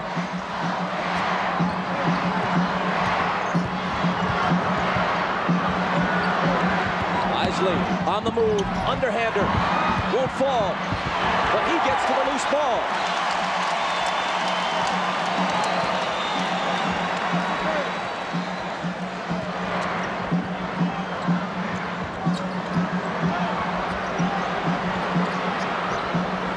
Isley. Anderson. Keefe on the baseline. 4 seconds to shoot. Isley barely beats the shot clock. And it's an air ball, and therefore a 24-second violation. 8:56 to play in regulation. Utah by 1. Now Utah is struggling in this fourth quarter. They haven't scored 1 bucket. And the reason why they haven't scored, everything is one-on-one. They're known for their perfect passing, their precision cutting, but they've gone to a more passing game, and everybody's trying to do everything off the dribble one-on-one, and they're having a hard time scoring. They got to get back to the basics, got to get back to running their offense, and get back to being disciplined. You look at their shot chart, and they haven't made 1 shot, nor have they gone to the basket. You see Stockton and Malone back in the game right now, trying to generate some offense. Pretty decent breather for Karl. Chicago doesn't have a field goal in this fourth quarter either. Just 2 Pippen free throws to close to within a point. And we played 3 minutes and 15 seconds now. Here's Kukoc.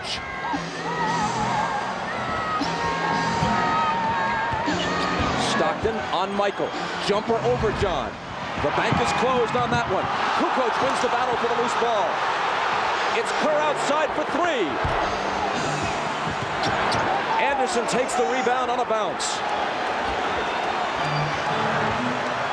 Phil Jackson again going with Kerr rather than Harper in the fourth quarter of a close game.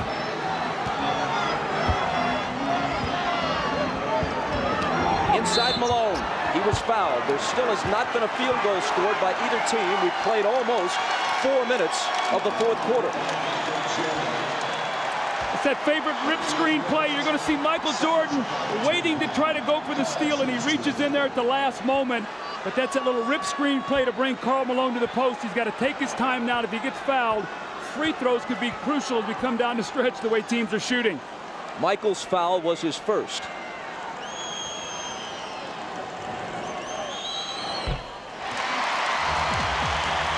.16 points for Malone. And when you look at those numbers by Karl Malone, what's impressive to me is that in the first round, he went through Hakeem Olajuwon and Charles Barkley and Kevin Willis. In the second round, he went through Tim Duncan and David Robinson. In the third round in the conference finals, he beat Shaquille O'Neal. And right now, he's trying to go through Michael Jordan. He makes 1 of 2, and Utah leads by 2. Can the Jazz win again on their home floor without the usual contribution from the mailman?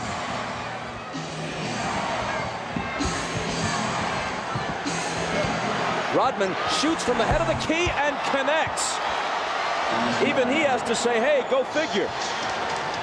Now, Chicago has been in 4 straight road games like this in the playoffs and have lost all of them. Can they find a way to win this one to even the series?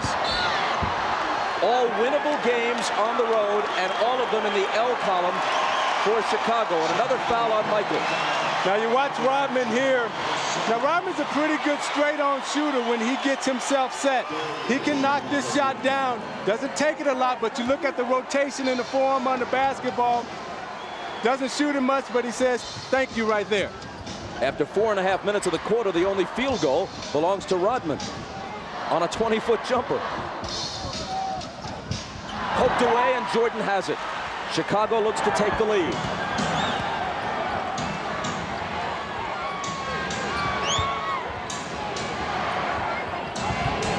Michael. And he was fouled. It's Isley who raises his hand. Following the game on most of these NBC stations, your local news, then The Tonight Show. For those of you who'd like to continue with coverage of the NBA, we'll have a post-game special on CNBC immediately following the game. Our entire cast will be here to review the contest along with highlights and stats. That's on CNBC. Morris knocks it out of bounds away from Kukoc. And with 6:53 on the clock, we step aside. Back to Salt Lake City in a minute. Something short of a scoring spree in this fourth quarter. 6:53 left. Tied at 74. Rodman has made some great hustle plays for the Bulls in this second half, and they're going to need this from him. Luke Longley has 5 fouls. They're going to need him guard Malone. Extra shot opportunities for your team so you can shoot a lower percentage. He wrestles it away. Burrell misses the 3. Look at the hustle, and he gets it back once again. And on this one, he even surprised himself with the open jumper to tie the game at 74. But they're going to need that kind of play from Rodman against Malone as we finish this game. Generally, he has not fared well against Karl. Did have 14 rebounds in a Chicago loss at home in January. Only 4 rebounds here at the Delta Center later in the year. In both games, Malone put up big numbers, points and rebounds. Here's Steve Kerr, an open 3. It rattles in and out. Pippen clears the offensive glass. Kukoc is open, but gives it back to Scotty for the turnaround, and he gets the roll. Utah has got to rebound. That's the first field goal of the quarter for Chicago. Excuse me, the second field goal of the quarter.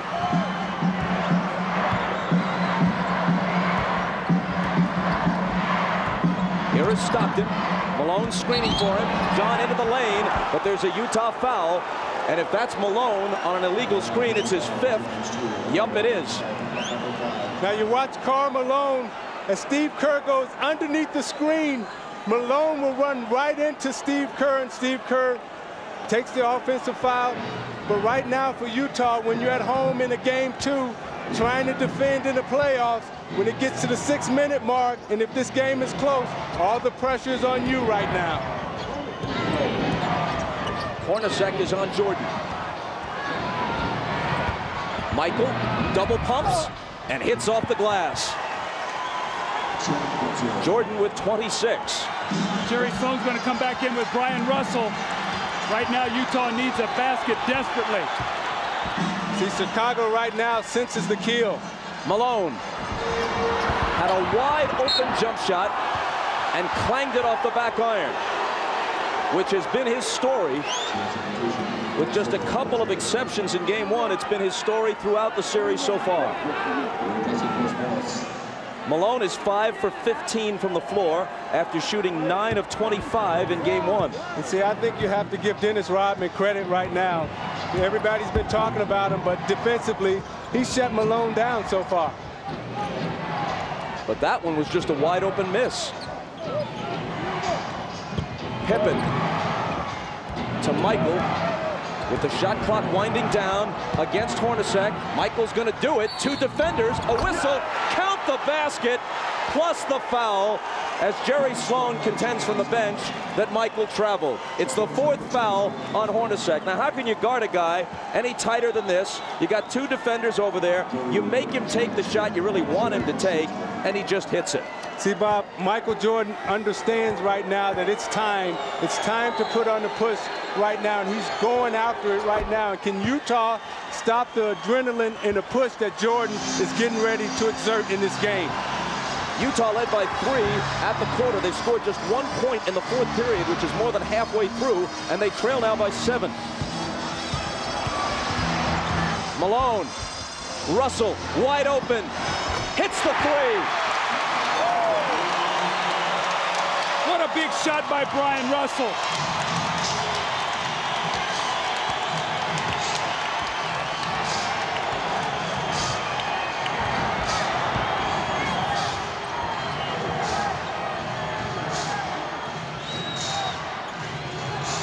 Kerr looking for Michael.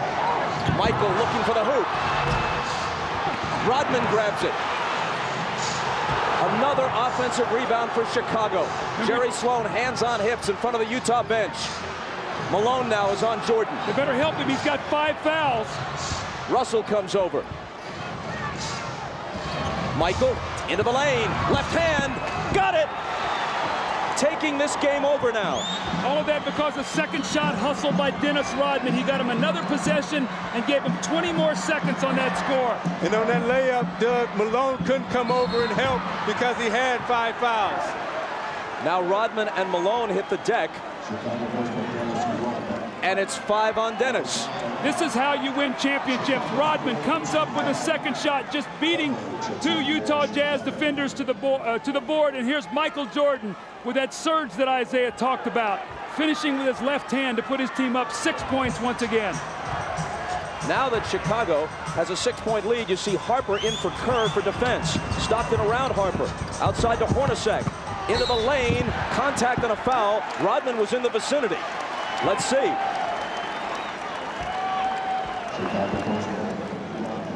It's Harper who's hit with the personal. That's his first. Bob, what you're seeing now on the screen roll, they're going to push John Stockton to the baseline, and Scottie Pippen is going to run at him into a trap. So the weak side is going to be open. They'll have 2 shooters there, but can Stockton see the floor well enough out of the double team to find on the weak side of the floor? Now, Jordan has put on a burst of energy, and right now, Doug, it's like a distance runner. When you put on that burst of energy, the thing that Jordan must be concerned about is, do you have enough to finish? Can you get all the way to the finish line?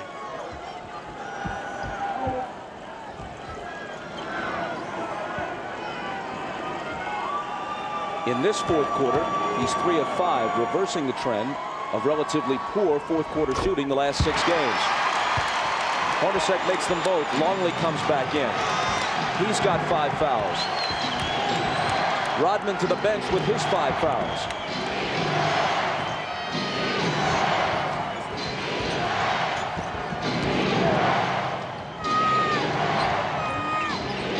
Jordan, Russell on him, fires over him. Kukoc back taps it to Pippen.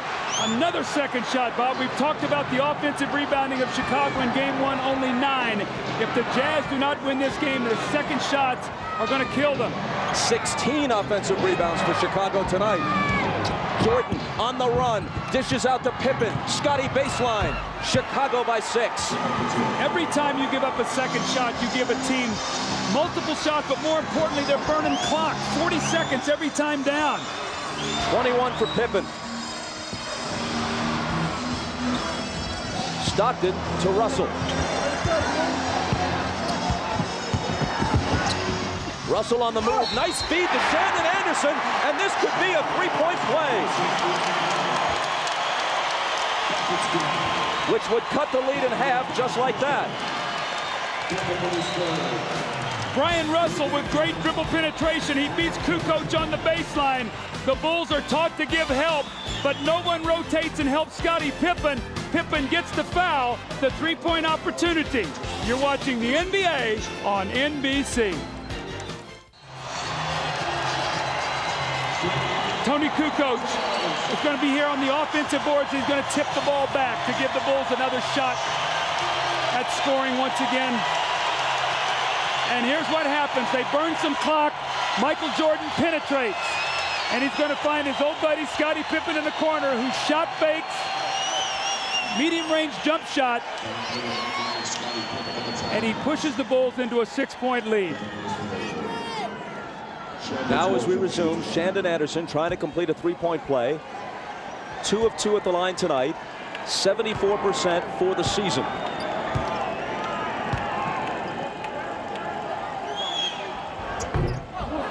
But he misses it. Here's Ahmad.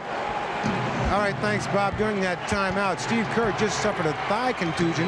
He iced it down during that timeout, but as you can see, he's still out on the court trying to go with it. Bob? Where possible, Phil Jackson is going with situational substitutions. Harper for defense. Kerr when the Bulls have the ball. Jordan explodes to the hoop. The reverse isn't there. Malone saves it in. Here comes Russell. Flipping to Stockton. Anderson on his right. Shandon Anderson misses it. Loose ball. Cleaned by Russell. He finds Anderson. And this time Anderson is fouled. I'll tell you what. First of all, that's 6 on Longley, and that's the most important thing. So Rodman's going to have to come back in with 5, unless they should go to Wennington, which seems unlikely. But this Shandon Anderson, he will take it into some traffic. You see him right here. He's just going to give his body up. He knows it's going to be a foul. Now what he's got to do, he's got to compose himself and make the free throws. Luke Longley did what you're supposed to do. Even though he fouled out, you can't give up a layup here at this stage of the game.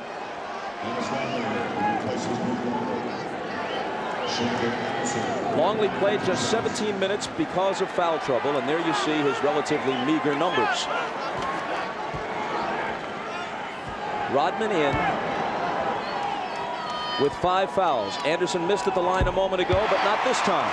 See, Bob, what will happen here is you see the fourth quarter free throw shooting by the Jazz. And you see Anderson is well down the list with 57%. Anderson has not shot free throws nearly as well in the playoffs as he did during the regular season when he was a 74% man. See, the Bulls are sending all 5 guys to the boards right now. So if the Jazz can stop them and rebound, they can run, something they have not been able to do the entire game. You see, right now the Jazz have Hornacek out on the floor, and they'll try to exploit him. And a whistle as Chicago brings it to the front court. Jeff Hornacek now has 5. Utah had 1 foul to give.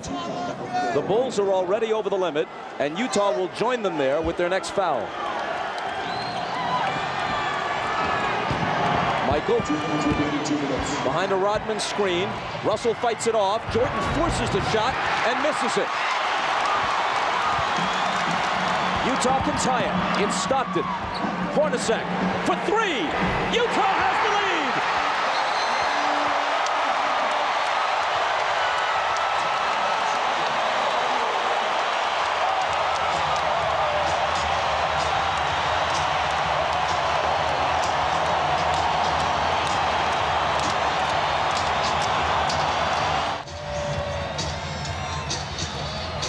Michael Jordan 3 for 8 in the fourth period, and you're going to see being forced into a very difficult shot. Brian Russell with excellent defense. He gets a hand up. Michael falls down on the shot, and the Jazz, when they rebound, can now run. They're playing 5-on-4. Here's Michael Jordan right here. So they're 5-on-4. Michael cannot get back into the play. Stockton realizes it. He pushes it up the floor. Hornacek trails in from behind. And Hornacek with the big three that gives his team a 1-point lead. Hornacek at age 35, aching Achilles and all, 20 points, 15 of them in the second half. And Utah has hit 7 of 10 three-pointers tonight, after making none in 8 attempts in game 1. Jordan dips inside on Russell and slings it out to Kukoc. Left unattended, he misses the 3. Rodman, a huge board. And Kerr has it. When you're double teaming, you got to rebound. Pippen bumping with Hornacek. A minute 20 to play. Pippen's shot isn't there, and Malone will take it. Utah by 1. Stockton directing traffic.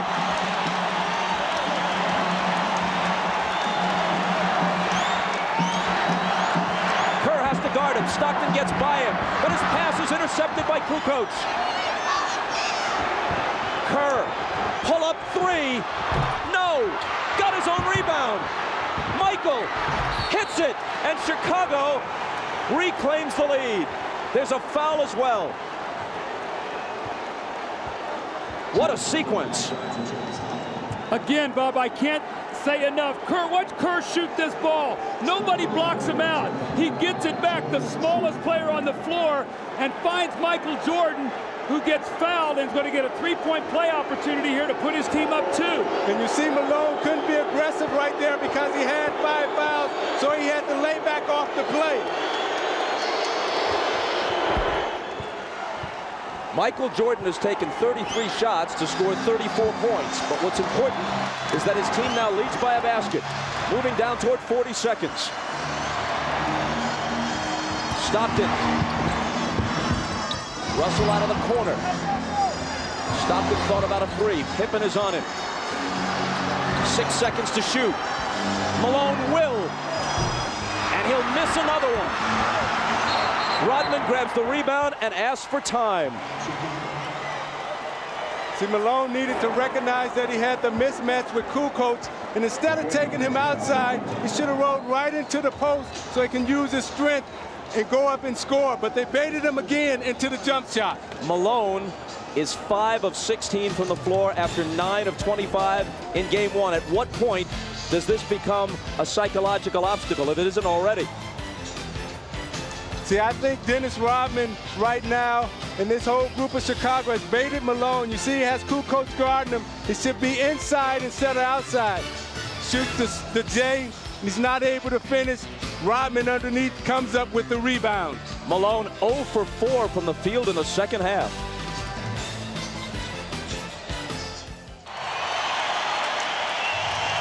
If you want more basketball, switch over to CNBC on the cable side after the game for the post-game report. Now, Rodman got the rebound and asked for timeout. 23.4 on the game clock, 23 on the shot clock.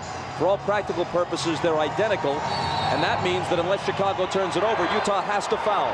And you see Winnington in the game now for Rodman. And Kerr is immediately fouled by Morris. Just about the last guy you want to send to the line.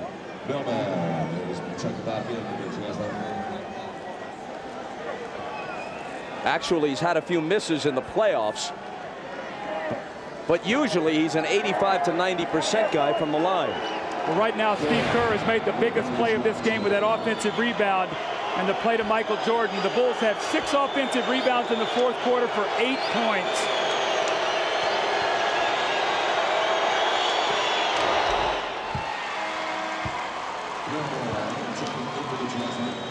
Chicago by 3. Scottie Pippen was bent over a moment ago in some sort of discomfort. That's Chip Schaefer, their trainer. Wennington and Kukoc out. Rodman is among those coming back in as they make an offense and defense switch. Pippen apparently is nauseous, but he's going to stay in the game. It's Utah feeling a bit nauseous now after Kerr hits them both to give Chicago a 4-point lead with 19.5 on the clock. And we're back after these messages, plus a word from your local station. Now Phil Jackson not taking any chances. Got Harper in the game to guard Stockton. Russell trying to get it in. Stockton slipped, and Harper cut in front of him and stole it. To Rodman, they'll burn some clock. They got to chase him and foul him. And Stockton whacks Jordan.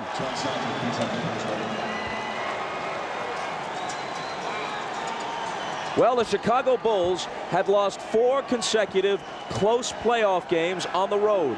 3 at Market Square in Indianapolis. The first one here, all winnable games. It looks like they'll reverse that and get even going back to Chicago. Ron Harper came up with a big steal there because if he would have been called for the foul, really no time would have elapsed off the clock. Stockton makes 2 free throws. It's a 2-point game still with 19.5 seconds to go. So that was a big steal and a big no call there with Harper coming over his left side trying to get the steal which he got. You know, Phil Jackson gambled the other night and he had Steve Kerr guarding Stockton. This time he learned and he brought Harper in, and it looks like Chicago is going to come out of here with a victory tonight.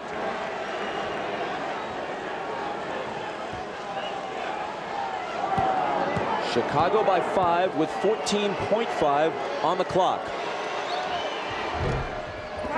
1 of 2, 35 points for Jordan. Timeout Utah.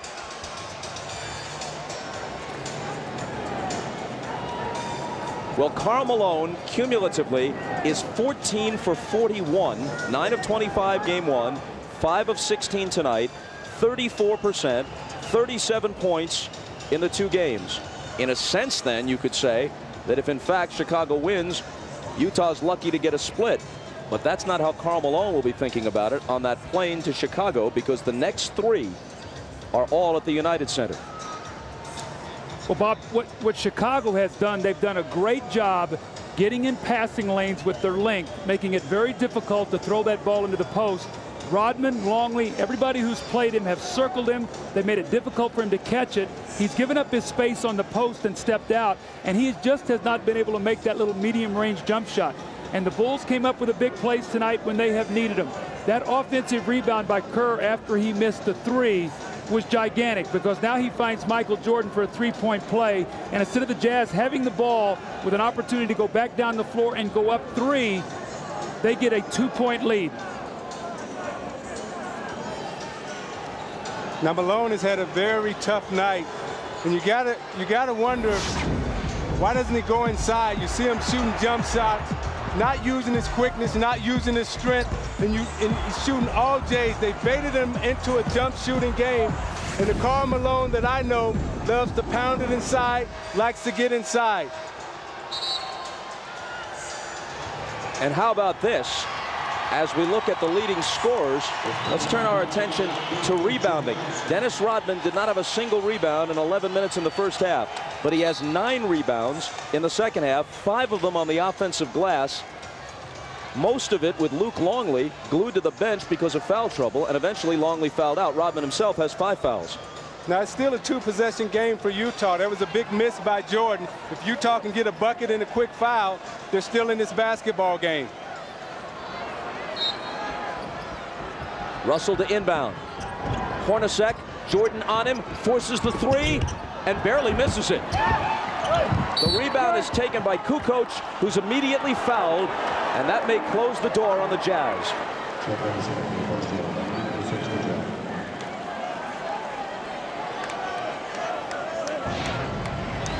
Let's take a look at what's ahead. Showtime at 7 Eastern, 6 Central, 5 Mountain, and therefore 4 Pacific on Sunday night. Next 3 games in Chicago. Sunday, Wednesday, Friday format throughout the finals. And if a 6th and 7th are required, they're back here at the Delta Center. But apparently Utah will have to win at least once in Chicago in order to bring it back here. They did win the only regular season game between the 2 teams at the United Center. Bob, I remember when we went to Los Angeles and won one game, and we split, and the Lakers came back and beat us in Detroit in that game 3. So that game 3 is a pivotal game for Utah because that's a game that they can go in and get. Well, Kukoc, looking to retain what suspense remains in this game, misses them both. Well, Scottie Pippen gave him 8 points in the second half. Michael Jordan 21, so 29 combined by the two guys. But I go back to the offensive rebounding. That was really the difference. Pippen with a great all-around game. Chicago 18 offensive rebounds. But more importantly, they got him at crucial times, Bob, when they were forced into maybe a tough miss. Somebody dug it out. They got it back. They got a new possession, used some clock, and got a score. That breaks you down mentally as a team. You play good initial defense, and you must rebound the ball. 7-point difference on the offensive boards. It's a 5-point game right now. Those are the little plays that beat you in playoffs. And when you talk about rebounding, Dennis Rodman, 9 big rebounds in the second half. And here's Ahmad. All right, thanks, Bob. Phil Jackson very seriously telling his team this is a horrible situation that we've put ourselves in, a very dangerous situation. We've had 3 foul shots. We've missed all of them. Let's go out here and try to end this game and get out of this situation rather than celebrating. Bob? Utah has hit, Ahmad, 7 out of 11 3-pointers. And one of their misses was a half-court heave by Russell at the end of a quarter. And it's still a 2-possession game for Utah. You know, 2 threes, and you score 6 points, you can actually win this game if Chicago can't make their free throws.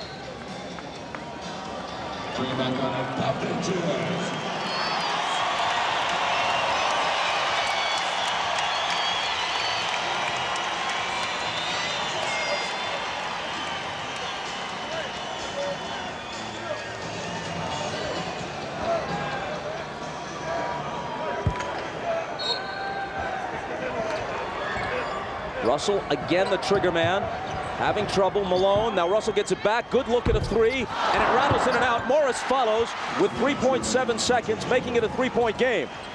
Now the Bulls have to get it in, and knowing they have a timeout remaining, Rodman uses it. Now each team has only a 20-second timeout left. And this is a 20. This is a 20, so Chicago retains its full timeout. Isaiah, what I want to watch tonight, if Chicago does win this game, hold on and win this game, what will Utah's body language be as they walk off this floor? The series is 1-1. They're a very good road team. What's their body language going to be? I think that's going to say a lot about when they go to Chicago, what they're going to feel like going into that United Center. But, Doug, you're looking at John Stockton right now, and all you need is a steal. He's the steals leader in history in a quick 3. He's capable of doing it, so this game isn't over yet. Harper into Jordan. Russell pushed him. They didn't get the first call. Then Stockton makes contact with 1.7, and they whistle play dead and send Michael to the line. And Sloan is arguing that he was fouled the first time. Well, if he makes one of these free throws, the game is over. That'll be a 4-point lead with 1.7 seconds to go. Utah only has a 20-second timeout. They can't advance the ball. Right there, Brian Russell said he pushed him right there. That was sort of a, if you were in flag football, maybe you would get that call, but you're not going to get that right now.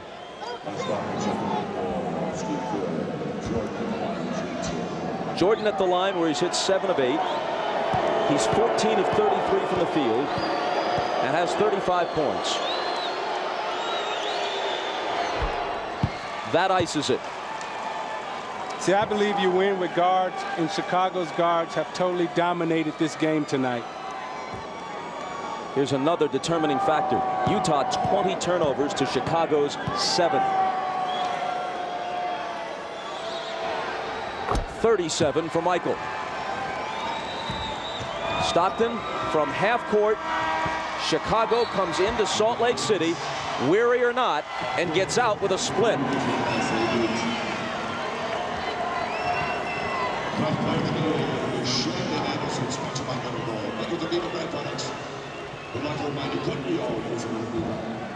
Michael Jordan is with Ahmad Rashad. All right, thanks, Bob. Michael, you guys were so confident coming in here tonight in this game, and you said all the pressure on the game 2 was really on Utah. How was that so? Well, I mean, we were just trying to get one win. We played extremely well the first game, and it was just a matter of executing down the stretch. And I'm pretty sure they realized that they wanted to come out and play better. It was on their it's pressure on them to come out and play a lot better. We know we didn't play particularly well, and we had an opportunity to win game one. Tonight, we came out, we got in the same situation in the fourth quarter, and we basically executed, went to the free throw line, knocked their free throws down, and defensively, we held tough. When you talk about game-to-game adjustments, you guys seem to make the adjustments tonight, or was it just better overall play? I think it was better overall play. We had a feeler in terms of what they wanted to do, and defensively, I think we stayed solid, and we really didn't let the screen and roll hurt us as much as they normally do. And I think we pounded the boards very well. Improve your confidence going into game three? Our confidence has been very strong. I think the pressure is really not on us, and it's on them. Now the pressure may shift to us because we're going back home, and we have to defend our home court. And we got to go back and play well. All right, congratulations, Michael. Sure. All right, let's go over to Jim Gray. All right, thank you very much, Ahmad. A very effective night for Dennis Rodman tonight. In the second half, 9 rebounds, 9 on the game. You held Karl Malone to 5 for 16 from the field. Why were you so effective against Karl this evening? Well, I think they let us play tonight. If they let me play, I can play Karl Malone any day of the week. But they just start calling the touchy fouls. They won't let me get in my groove. I was out of my sync in the first half, but the second half I came out. I said, I got to play basketball. Quit worry about everything else. Now, so much has been made of your trip to Las Vegas and the distraction of you not being on the bench. How much of a distraction has this been to your teammates, Dennis? It's amazing how the media and the newspaper people try to just blow this out of proportion. And the people in the organization for the Bulls and my team, they know that this is the way I can keep motivated. But I'm not doing anything that's wrong. As long as I'm here doing my job on time, this and that. And I'm not off the bench. I'm out there riding the bike, trying to get loose. And I'm 37 years old. I'm not a young man anymore. You're going to do whatever you want to do anyway, right? Absolutely. All right. Bob, back to you. I guess that's clear by now. Utah in the fourth quarter, in the face of tough Chicago defense, of which Rodman was an important part, hit just 4 of 15. That's 27%. They were held to 15 points. They led by 3 going into the quarter, but Chicago comes from behind on the road to turn this into a best-of-5 series now. Game 3 of the NBA Finals begins on Sunday, 7 Eastern with showtime. Tip-off at 7:30 Eastern Time. Coming up next, for most of you, your late local news, then an all-new Tonight Show with Jay Leno. Jay welcomes Jonathan Winters, musical guest Natalie Imbruglia, plus Kevin Meaney reports from right here in Salt Lake City and the NBA Finals. And for those of you who'd like to continue with coverage of the basketball, interviews and post-game activities available on CNBC after these messages. For Isaiah Thomas, Doug Collins, Jim Gray, and Ahmad Rashad, I'm Bob Costas. This has been the NBA on NBC.